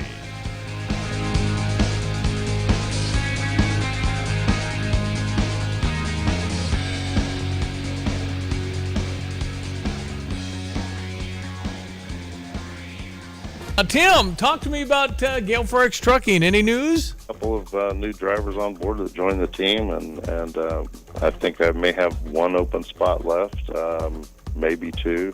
And we can always buy more trucks if they're good drivers. But it's been a challenge, but everybody has stayed safe, and I appreciate that. We've got a great group of guys that know that they have to safely service the customers, and they're doing that. Describe the kind of driver you would love to hire. Somebody that wants to work, knows the importance of being on time and servicing the customer, but also enjoys their quality home time with their family. It's difficult for truck drivers that are stuck out on the road for weeks at a time, so we just don't do that to them. We want them to have that quality time, rest their brain, rest their body, be with their family. That's real important to us. How can people reach Tim Onstock? They can get me at TIMO@GFTLOG.com. Actually, I called a provider. It was just going to be a while before I could have service, and I couldn't wait, so I was recommended to Classic. Professionalism, their dependability, credibility, and the service technicians. I wouldn't ever call anybody else. I truly believe that after people have experienced other companies and then given us a try, they can clearly see the difference. Visit ClassicPlum.com. In 1925, a small plumbing company began its journey in Urbana, Illinois. Over the decades, the business grew thanks to hard work and great people. In 1966, things changed when Dave Reichert, a veteran, met veteran Ken Asklin, who was an architectural engineering grad from Illinois. The two realized their shared vision for excellence. Their partnership took root, and in 1975, the name changed to A&R Mechanical. With Dave as president and Ken as vice president, A&R Mechanical expanded services, becoming the go-to full-service contractor for all of Central Illinois. A&R went from a plumbing-only contractor to a full-service mechanical contractor with their own sheet metal shop. Today, A&R is a plumbing, heating, ventilation service company with the same excellence in customer service as they provided nearly 100 years ago.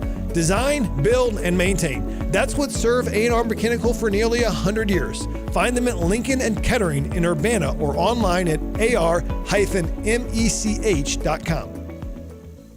At Pards in Urbana, the boots just keep on coming. They're known for their huge collection of men's cowboy boots, women's cowgirl boots, kids' boots, and even shoes. If you're searching for top footwear brands, look no further than Pards. They carry a wide variety, including Ariat, Dan Post, Smoky Mountain, Roper, Double H, and more. And if socks or accessories are what you need, they've got all your high-quality essentials. Since 1968, Pards has been serving their customers with high-quality merchandise. And if you haven't been to Pards in a while, a lot has changed. Go check them out just off University Avenue in Urbana. Holiday hangover got you feeling weighted down. We're not talking candy, pie, and eggnog-induced pounds. We're talking about the clutter chaos. Old furniture, tangled lights, and junk galore. Time to detox your space with 2 Men in a Junk Truck. Ditch the junk and start fresh. Head to 2menjt.com and schedule your junk removal today. Use code NEWYEAR25 and score $25 off your next junk removal. Offer valid at 2 Men in a Junk Truck, Champaign, Illinois. You've set your financial goals. One kid plans to go Big Ten, the other Ivy. Your bucket list includes seaside sunrises and sunsets on the slopes, or perhaps a second home away from it all. Busey Bank can help develop the right investment strategy to take charge of the years ahead. Busey Bank, building business, growing wealth since 1868. Proud to be the official bank of the Fighting Illini. Member FDIC.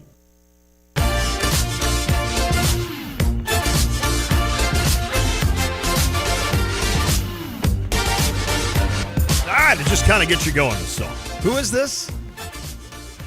These aren't even labeled anymore. Oh. Should we know who this is, probably? Does anybody know who this is? Oh, I definitely know this song. You just can't think of it?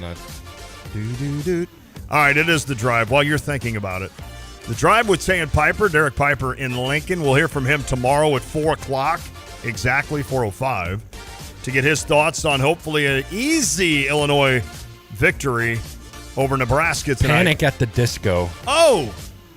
Is that really the name of this band? Yes, it is.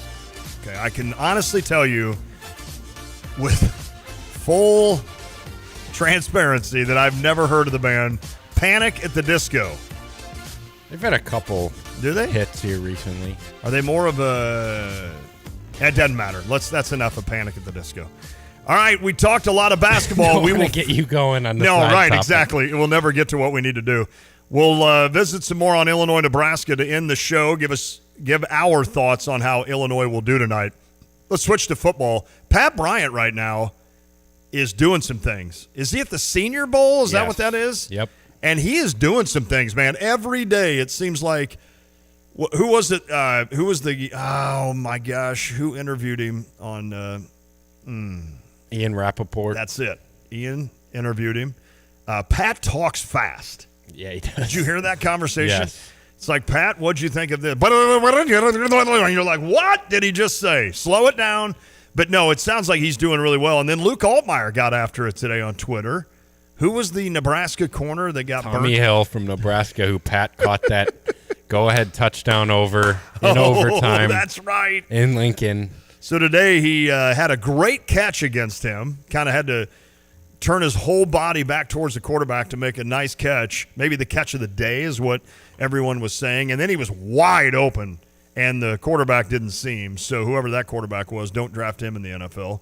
But Pat doing some things, man. And I feel like I'm doing it. It's my hot take right now. Pat Bryant gets drafted second round. I like that. I mean, I think there's a team out there that would love to have a kid like Pat Bryant. And he's not only good, but off the field he's excellent. I just think he could do some damage in the NFL. So hopefully that's the case and something we can. Isn't it funny with Luke and now we talked about Brett? I know. Everybody around Illinois is getting a little cocky now, huh? Boy. I kind of like it. Me personally, I'm all for it. Confidence Take is up. advantage. 10-win season, expectations. Everybody is on Twitter. The confidence is up. There's no doubt about it. And whatever. Hey, you win 10. Let's go have some fun. You got a big group coming back. Much better than the alternative. Yeah. Don't they have 18 guys that started the bowl game back? Yes. That's incredible. So good for that. So Illinois football, of course, Luke Altmaier lost his backup, who has taken off to be in Tulane, right? Is that where Donovan Leary went? I think you're right about that. Donovan Leary, the guy that I always wanted to make Irish, because I always called him Donovan O'Leary. But Donovan Leary now, I believe, down in Tulane. And AI is fast-checking. You're correct. Okay, fact-checking that, and that is correct. So who's the backup? Well, you got Trey Petty. You got some young kids that I doubt Barry Lunney will have total confidence in to say, all right, Luke is banged up for a series. Let's go, freshman. Go see what you can do. So what they did is they went out on the portal and got some experience. And Ethan Hampton, who was the quarterback for Northern Illinois and, of course, led the Huskies to a win over Notre Dame this year. Of course, that Notre Dame team played Ohio State for the national championship. So that alone tells you that you're getting some talent in here. And I think what's interesting before we hear from him, Kyle, is the fact that he's got 2 years remaining. And it does lend the idea that this could be a starter in waiting, possibly in Ethan Hampton. Now, that is a concern after this next season because, and I hate looking ahead like that. Why don't we just enjoy Luke for another year without the panic line? But certainly you look ahead and you start thinking, okay, if Luke Altmaier's gone after 3 years, who is your quarterback? And I know that's something that even though Ethan Hampton would be a senior or last year, I don't even know if you call it a senior anymore, he would be playing his last year in 2 years. You know that Illinois would be hitting the portal probably looking for their best option at quarterback unless one of these young kids really shows out like a Trey Petty, et cetera, that comes in and just absolutely wows Illinois to the point, well, okay, we've got another kid that could be our 3-year starter at Illinois. So, but Ethan Hampton certainly would be in that role of a possible starter at Illinois in a couple of years, and there's certainly nothing against having a kid come off the bench if something were to happen to Luke that has had experience already playing in big games. Again, a win over Notre Dame on your resume. We only amazingly saw Donovan Leary throw one pass this last year. That's amazing. And it was a special one. It was, right? A 2-point conversion? Was that against Michigan? Yeah. Let's go. So, I mean, that's one of those where, knock on wood here, but it's hard for a starting quarterback to stay healthy the entire year. Heck, we saw Luke his first year as a starter go down. And Tommy DeVito got hurt in that Iowa game. Art Sitkowski had to come in. That's right. And he wasn't great, but he kept Illinois afloat as a veteran guy. Like, it's very important to have somebody, even if it's just for 2 halves of a game. Amen. How about the Penn State 9 overtime game? Oh, yeah. And so that is one of those situations. And listen, Luke Altmaier is not one of those guys like Tom Brady that just falls to the ground. That's right. I mean, Luke's like going head first, and they're like, oh, is that a linebacker? Boy, there were a couple times this year where I was a little concerned. Well, he needs to stop doing that for 2 reasons. He's fumble happy sometimes. Very true. Sorry, Luke, but you're a good kid. But, you did have the propensity to lay it on the ground a couple of times. But more than that, he's just a tough kid that just says, hey, all right, I'll take this linebacker on. It's like, no. I'd rather you just hit the ground and be 4th and 2, and we'll take our chances with a punt or maybe go for it. Anywho, Ethan Hampton, who's transferring in from Northern Illinois, will be your backup more than likely next year. He had a chance to meet with the media. I'm anxious to hear from him. Here's your backup QB for Illinois. Well, Ethan, why was this the right fit for you? I love Coach B's vision. When I came my visit here, saw the culture, saw what they had cooking for the future, and that's really what pulled me in. I really like Coach Lonnie's offense. I think I can fit well and manage the game on this offense. Anything in particular with the culture or the vision that you really gravitated towards on the visit? Yeah, it's like a pro program. It feels like everyone's here to win. Everyone's here to go to the NFL, and they encourage that type of culture. So, having an opportunity to compete in that culture, having an opportunity to be here for a couple years, that's all I really asked for when I was going into the portal. What kind of opportunity is this for you to be a snap away in the Big Ten to play quarterback? It's a great opportunity. I mean, it's what you dream of since you're a kid, right? Play in your hometown state, play for last year we were ranked in the top 20, so play for a great program that has great history. I couldn't ask for anything more. Were you able to pay attention to Illinois? You got your own games, Northern. Were you able to pay attention during the season? Have you been a fan of the whole time? Have you been a fan growing up? Yeah, honestly, I wasn't as much of an Illinois fan growing up as a lot of people would expect. Okay.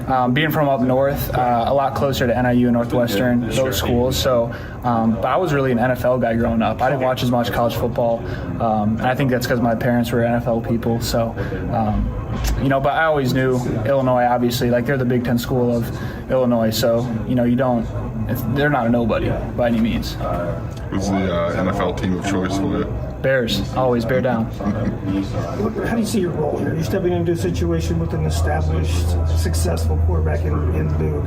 So how do you see your role on the team? Whatever they need me to do. I came here to win, and if they need me to play kicker, I'll play kicker. So anything that the coaches want from me, I'll do that. What were you looking for when you went in? Like, were you kind of dead set on I want to be at a Power 4? Were you looking for I'd be willing to stay at like a group of 5 if the starter? Like, what was important to you? I think the best opportunity and fit were the two things I was looking for the most. So if that was at an FCS school, that's at FCS. If that's Power 4, it's Power 4. So I didn't try to put a label on a school just because they were Big Ten or if they were FCS. So I tried to keep my options open. And I think Illinois was the best opportunity for me to advance my game at the college level, but also pursue an NFL career. Tell me about your skill set and how you think it fits in Coach Lenny's offense. Yeah, I think I can manage the game well. I think that I can make the playmakers around me play well. You don't have to be Patrick Mahomes every snap. Brock Purdy, Tom Brady, these guys who manage the game, who make great decisions, those are the guys who succeed a lot. And that's what I think my skill set is. Have you taken a deep dive into the playbook yet? Yeah, just getting started this week. So coaches have been on the road, and now they're coming back. So me and Carson Boyd, the freshman, starting to dive in and learn the offense. Have you always been good? Obviously, a couple years with NIU. To you, what was the biggest takeaway from Coach Hammock and just the program that's been built there? What did you take away from there the most? The hard way. So doing everything the hard way, not cheating and doing something easy, that's going to stick with me for the rest of my life. I think what Coach Hammock has instilled at NIU over these past 5 or 6 years has greatly improved that program. I love my time there, and I couldn't be more grateful. What do you want to work with Luke, learn from Luke, teach to instill your own knowledge in him? Like, what's that dynamic? Yeah, I'm excited to get to work with him. We're the same age, so it's a different dynamic than a lot of schools where you have a young guy coming in and an older guy. So I think we've had a lot of college experience, the both of us, so putting two minds together is always better than one.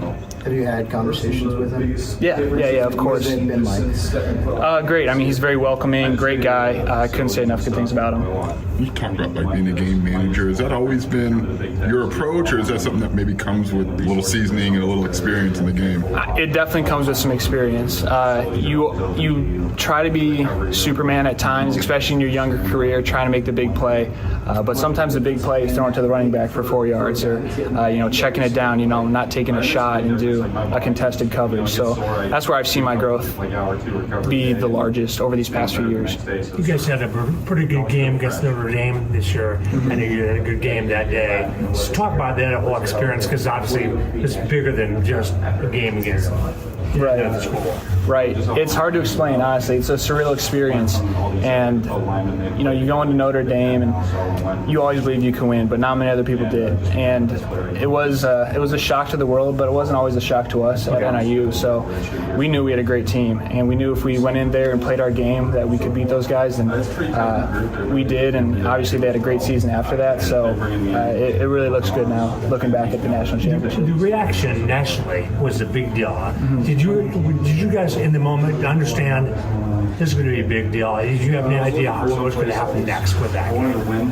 Yeah, I mean, yes and no. So you beat a Power 4 team, and we've done that before, but not ranked top 5. Right. And I think that was a little bit of a culture shock for all of us on the team. All this attention we were getting, we were nationally ranked, and everything was being thrown at us that we haven't had before. So I think in that aspect that was a little unexpected, but we've always been in a situation. I think we've beaten a Power 4 team every year since I've been there. But that's a lifetime brag, isn't it? Absolutely. I mean, that's 40 years from now, you're going to be talking about the game, right? 100%. Yeah. I mean, we still talk about it with my friends. Like, can you believe these guys are playing Ohio State national championship, and we took them down and stuff like that. So were you rooting for them because of that? Absolutely. Okay. So, absolutely. So we beat the champs, basically. Right. And you're playing them again this year. You're playing Ohio State this year. Yes. Is that kind of a cool thing based on what you guys just went through? Yes, it's a very cool. Excuse me. It's a very cool opportunity, for us to show what we can do, and I'm really looking forward to that game.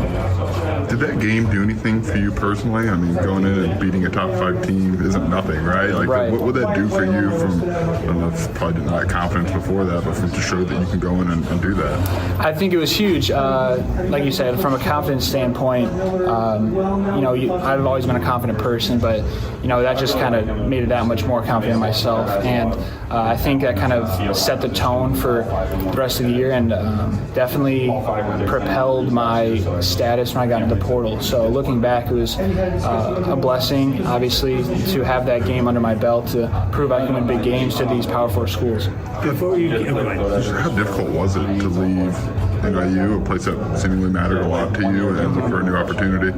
It was difficult.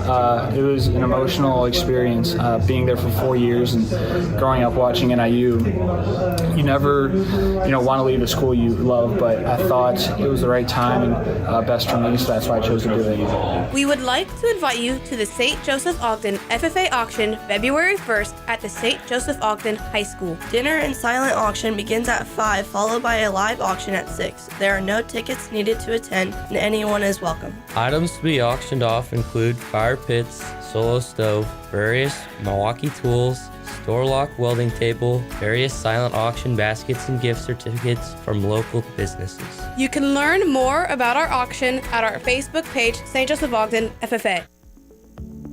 In 1925, a small plumbing company began its journey in Urbana, Illinois. Over the decades, the business grew thanks to hard work and great people. In 1966, things changed when Dave Reichard, a veteran, met veteran Ken Asklin, who was an architectural engineering grad from Illinois. The two realized their shared vision for excellence. Their partnership took root, and in 1975, the name changed to A&R Mechanical.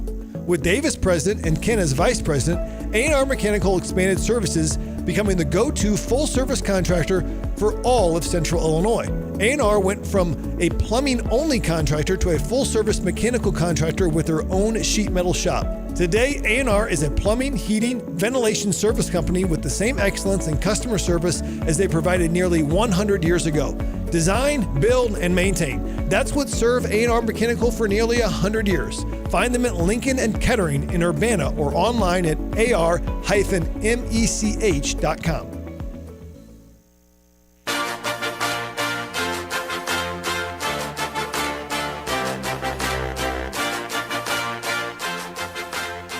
You're looking live in Lincoln, Nebraska. Oh, baby! Not quite the same feel as that Illinois-Nebraska football game on Friday night. Boy, that was awesome. Wasn't it? And that win just felt like... Wasn't that their 400th straight sellout? Yeah. We should have known at that point that was going to be a special season. That's kind of what I'm getting at. Yeah, that was kind of the one where you feel like, oh, this team... Right. They've got something to them. Like the Kansas win, don't get me wrong, was huge. But then they went on, about a 6-game losing streak? Yeah. Even the next week, they lost to UNLV or whoever. Right. Without the starting quarterback. I think he played. He did? And then he missed time, yeah. Then he's like, I'm too good for you, and you're not going to win. And then they go on to win like 10 games. But, yeah, I mean, Illinois goes to Nebraska on their 400th sellout. The stud QB that everybody raved about, who was Patrick Mahomes Jr., and then Illinois wins it in overtime. Pat Bryant, right? He was awesome that game. We just talked about it. And then the sack from our guy, the middle linebacker. Dylan Rosiak. And boom. Out of nowhere, I get a 309 text, Cardinals suck, Lon, go Cubs. What? Come on! I endorse that text. You do? Okay. I feel like the Cardinals and Cubs the last few years really don't have any right to tell the other one that they're bad. No. I'm hoping maybe that could change this year, but we'll see. You guys, I thought you would win the division last year. I was hopeful. And the Brewers didn't they go wire to wire? Pretty much. So I think the Cubs led it for 2 weeks. Did they? Okay. Then it was all Milwaukee. Carmen on the Max Twin City Recycling text line brought up Carson Boyd will be here also, stud freshman QB. I could not think of his name. So, yeah, I agree. Between Trey Petty and Carson Boyd, and then they're bringing another kid in this year. Well, a couple years from now, they got Michael Clayton, too, out of Florida, who's one of the best quarterbacks they've landed in like 15 years. I'm sorry, that's right. He'd be 2 years away, right? Or I'm sorry. Yes. He would be here after next season. Yeah, next spring. Confusing. All right, Illinois, Nebraska tonight. I am in no worry. I have no worries about this game. Really? I don't. I just think Illinois will go and take care of business. It's not like Nebraska's a team that can pound you inside, which is the fear, right, without Ivisic. And we've talked about that quite a bit. And it's not so much that Tommy is like this Kofi Coburn type person, but when you only have basically one other guy, and now you're down to Morez Johnson, who has the ability to foul, so it's one of those, situations where it's like it'd be nice to have two guys down there. So, but I don't think Nebraska is going to be a team that necessarily beat you up down underneath. I'm sure maybe they'll try with Morez to try to get him in foul trouble. That'd be the smart thing to do if you were an opposing coach. But I just think Illinois handles it well. I think they hit the threes. I do think Will Riley goes off tonight. I really love do. it. Beer Can Kurt, by the way, he seconds your thing about the Cubs. Zip it, Kurt. I think Illinois wins this pretty easy. I'm going to go – I think it's a high-scoring game too, right? Or I think Illinois at least gets in the 80s. I'll go 84-72 Illinois by 12. I like that. I'm a little bit more nervous. Will Riley with 18. No, Will Riley gets to 20. That would be spectacular. Boy, that would go a long way. Not just for tonight, but see that happen. I'm a little bit more uneasy than you, just as we talked about with this spot, how desperate Nebraska is going to be, and the fact that I do think it's going to come down to how many threes can Illinois knock down. They're probably going to get a lot of them up. What have I seen here in conference play that gives me confidence they're going to make 15 of them and run Nebraska out of the gym? Not Oregon a ton. game? Yeah, there's one game there. So I think Illinois ultimately will make enough and get out of there with a victory. I don't think it's going to be easy. I think Nebraska hangs around, even in their two losses that they've had here this year at home after they were so good last year. It's come down to the last possession. I think it probably stays within single digits. I was surprised the spread opened at 2.5 for Illinois. I thought that was very low. It got up to 4.5 now. Right now, that's where it's at. I think Illinois can cover that. I'll say Illinois 81, Nebraska 74. Bah humbug. 7-point victory. You need to listen to Christmas music on the way home. Okay, that's a little too far. Get some spirit in you. We're in 11 January months away. still. It's January 30th.